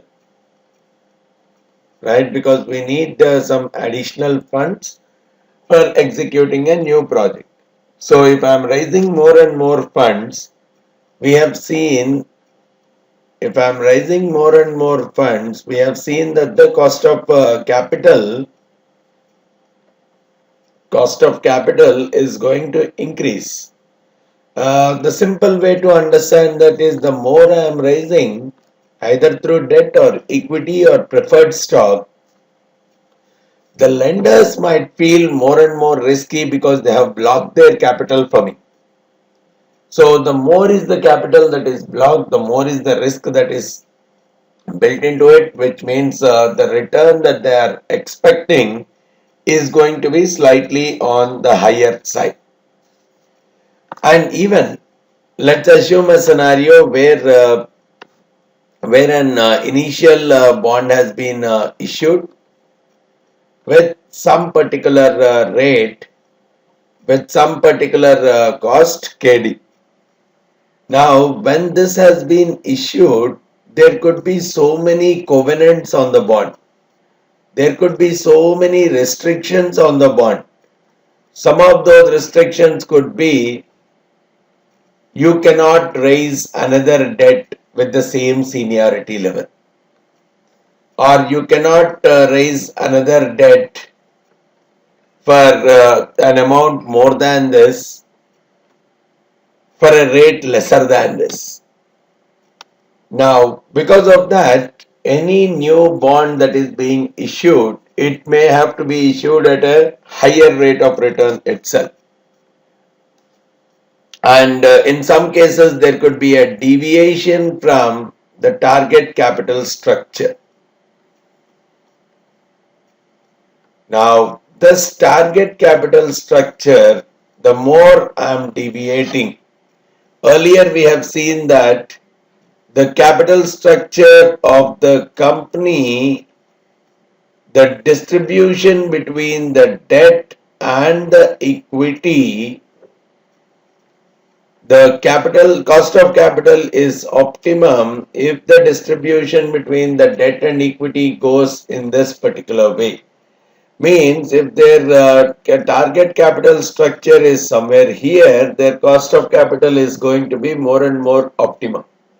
But what happens is in the short term, this may be met in the long term, but in the short term, sometimes they may be either operating here or operating here, which means they might deviate from the target. The proportions which they have decided as a part of the target, it may not work for them, and they would like to work out on the economies of scale to raise a loan. See, probably if they have to raise 100 million for the next year, it might so happen that if they are going with their target capital structure, they have to raise 70 million in the form of debt and 30 million in the form of equity.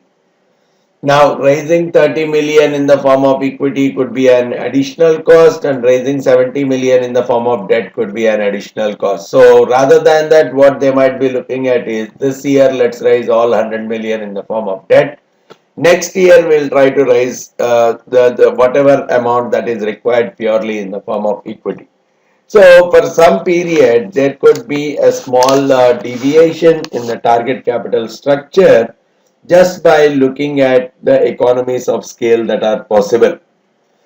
So they are deviating from the proportions that they are planned because the volumes. I mean, raising a 70 million loan or even a 100 million loan might cost them the same. So if that's the case, it's better to look at the 100 million in the form of loan itself, but slightly deviating in terms of equity. So until what amounts the cost of capital is not going to change, the cost of that particular source of capital is not going to change, understanding that particular aspect is what is called as a breakpoint. See, when we are looking at overall, I want to raise 100 million, but with my capital structure, let's say I want to raise 70 million in the form of debt and 30 million in the form of equity. Whether I raise 70 million in the form of debt or 100 million in the form of debt, it might cost me only 10%. But the moment I am raising 120 million, then it might cost me, let's say, 10.25%. Or if I am raising only 10 or 20 million, it might cost me 9.75%. Now, once I know where the cost of the source of capital is changing, I can very well see meeting my target capital structure to what extent my total funding can be changed so that I would be in the target capital structure, and along with that my cost of capital in that entire range is going to remain the same. So for that, let me take a simple example. Now, when I am looking at a new debt, right? For that, I'll take a simple example. I'm taking a new debt. If the debt is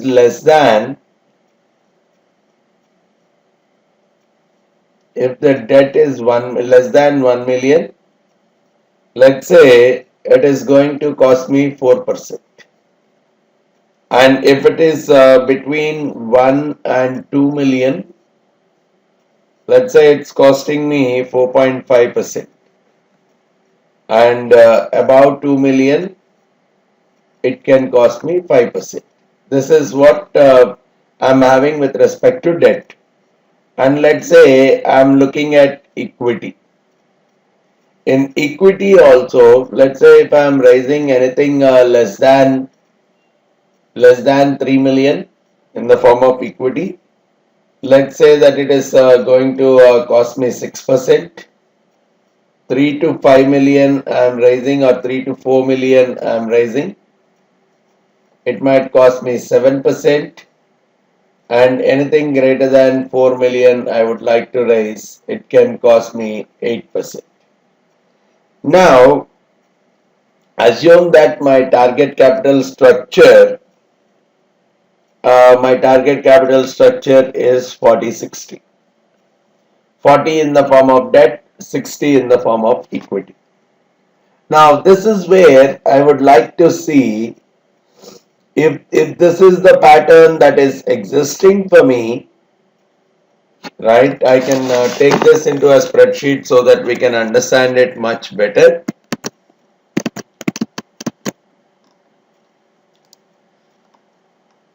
So, new debt, if it is less than 1 million, let's say it's cost me 4%. 1 million to 2 million, it is going to cost me 4.5%, and greater than 2 million, it is going to cost me 5%. Similarly, I'm going with new equity. If it is less than 3 million, let's say it's going to cost me 6%. 3 million to 4 million is going to cost me 7%, and greater than 4 million,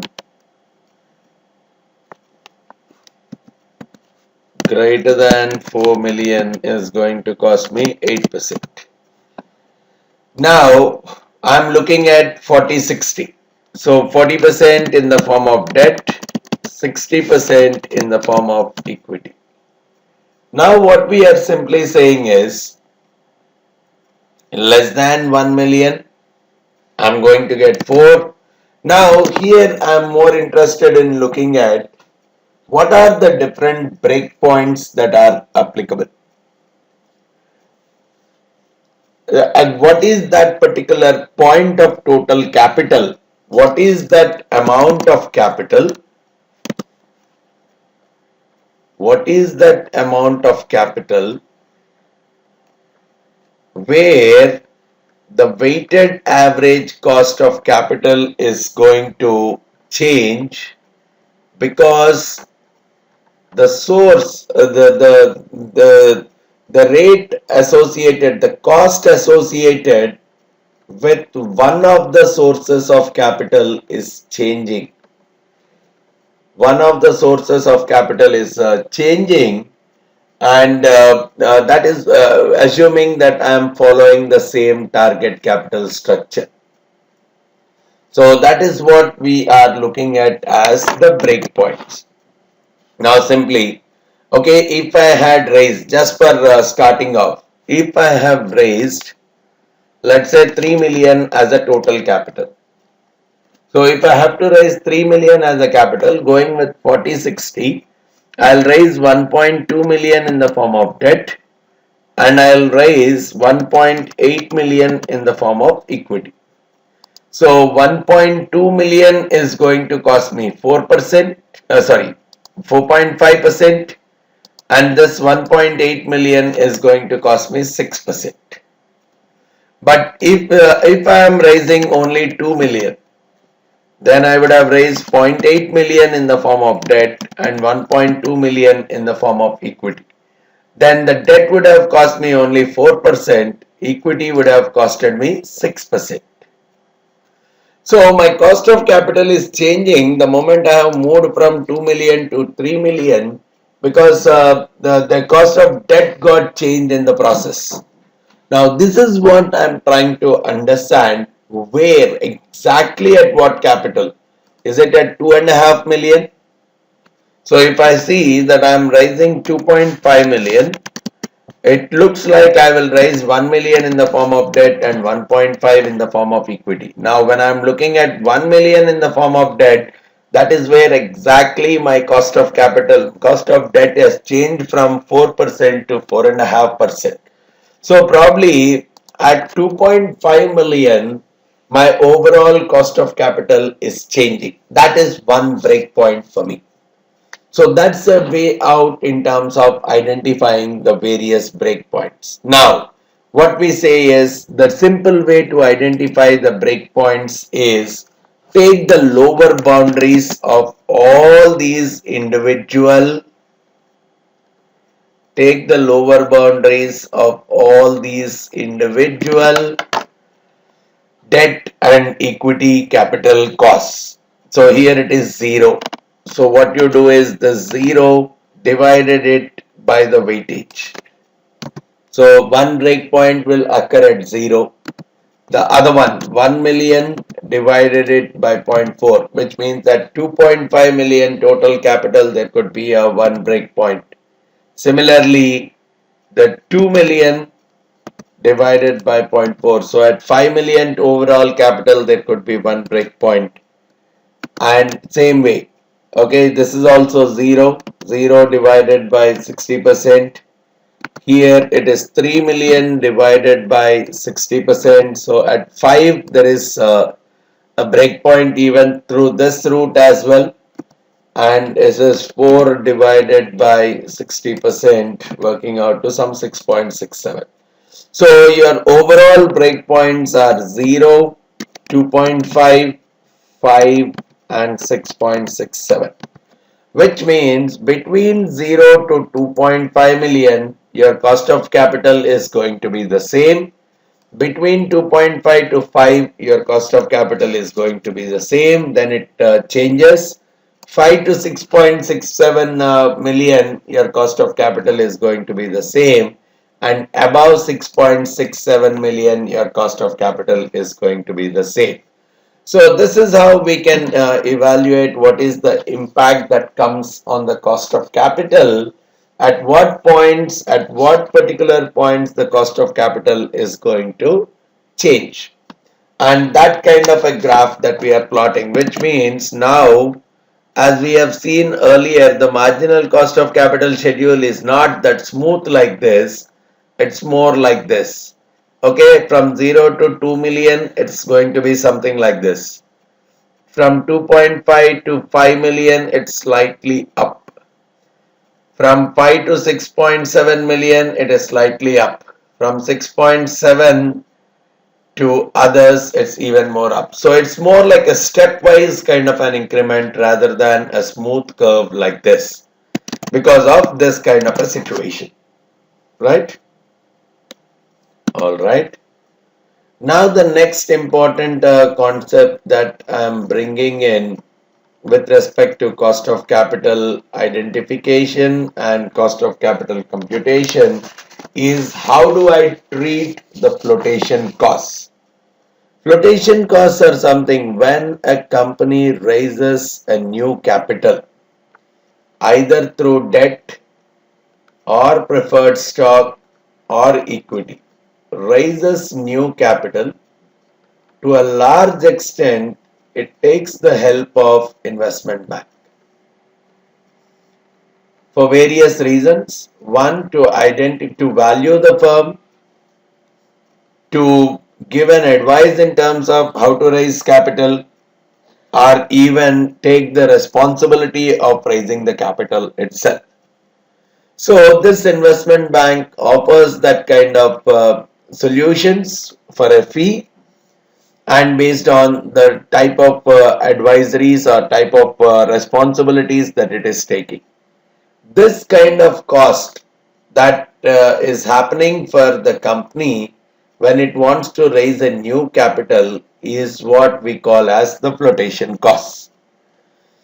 In case of bond issues and all, this cost is much lesser, probably less than 1%, so it can very well be ignored.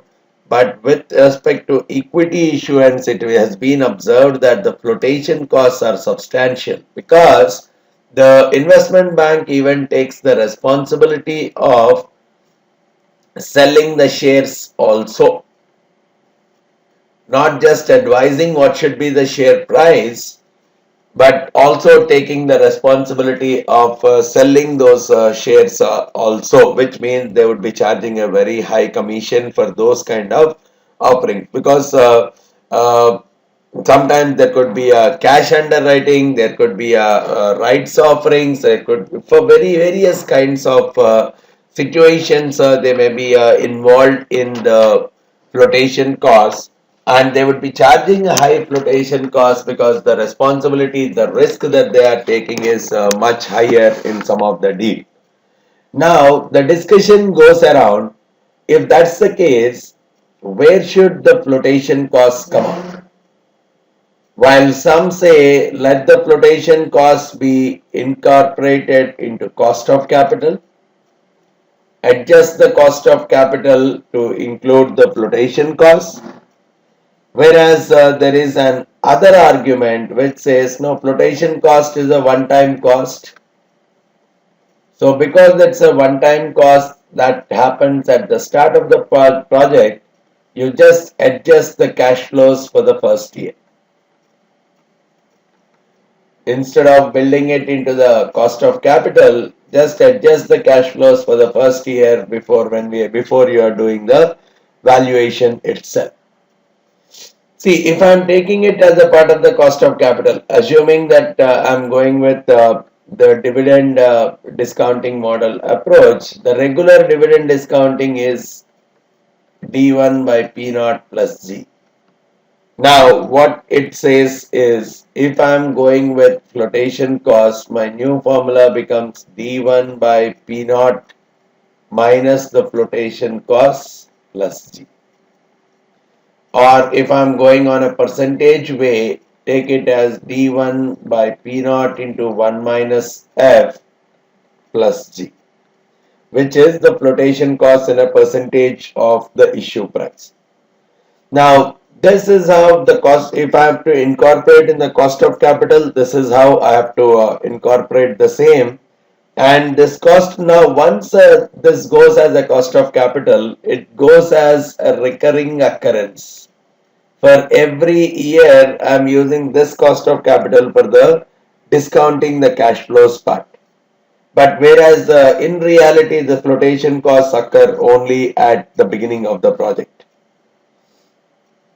right? So some argue that adjusting this cost of capital to include the flotation cost is not correct, because every year I can't have the same number that is discounting my cash flows to do the valuation. So it's always better to adjust it only in the first year, treat it as an additional expense to the first year cash flows. So let's say currently the company is getting, let's say, a 200 million capital, and out of that 10 million is going towards the flotation cost. What it says is you treat the as if you have got 190 million in the first year, and after that whatever you have to pay as per the equity or a bond valuation mechanism, the future cash flows keep them as it is. Only the initial cash flow you adjust it with the required flotation cost and do the valuation exercise. But generally, they put it as a part of the cost of capital, because what is observed is it's not that easy to identify what kind of financing is associated with the project. So because of that, what people do is generally they associate it as a part of the cost of capital itself, 1%, 2%, 5% of the issue cost. But more appropriate way is identify it as a part of the initial cash outflow, adjust the CF zero, and after that do the valuation associated with it. And now coming on to some interesting aspect with respect to a survey that got performed regarding which of these cost of capital mechanisms are more and more actually in use. To a large extent, for estimating the cost of equity, it looks as if people are following the CAPM kind of an approach to a large extent, but very few of them are following the dividend discounting model approach. And it's also observed that all kinds of big, large public companies are following CAPM to a large extent, and whereas a few of them are even going ahead with multi-factor models kind of them, but CAPM looks like the most popular of all of them. And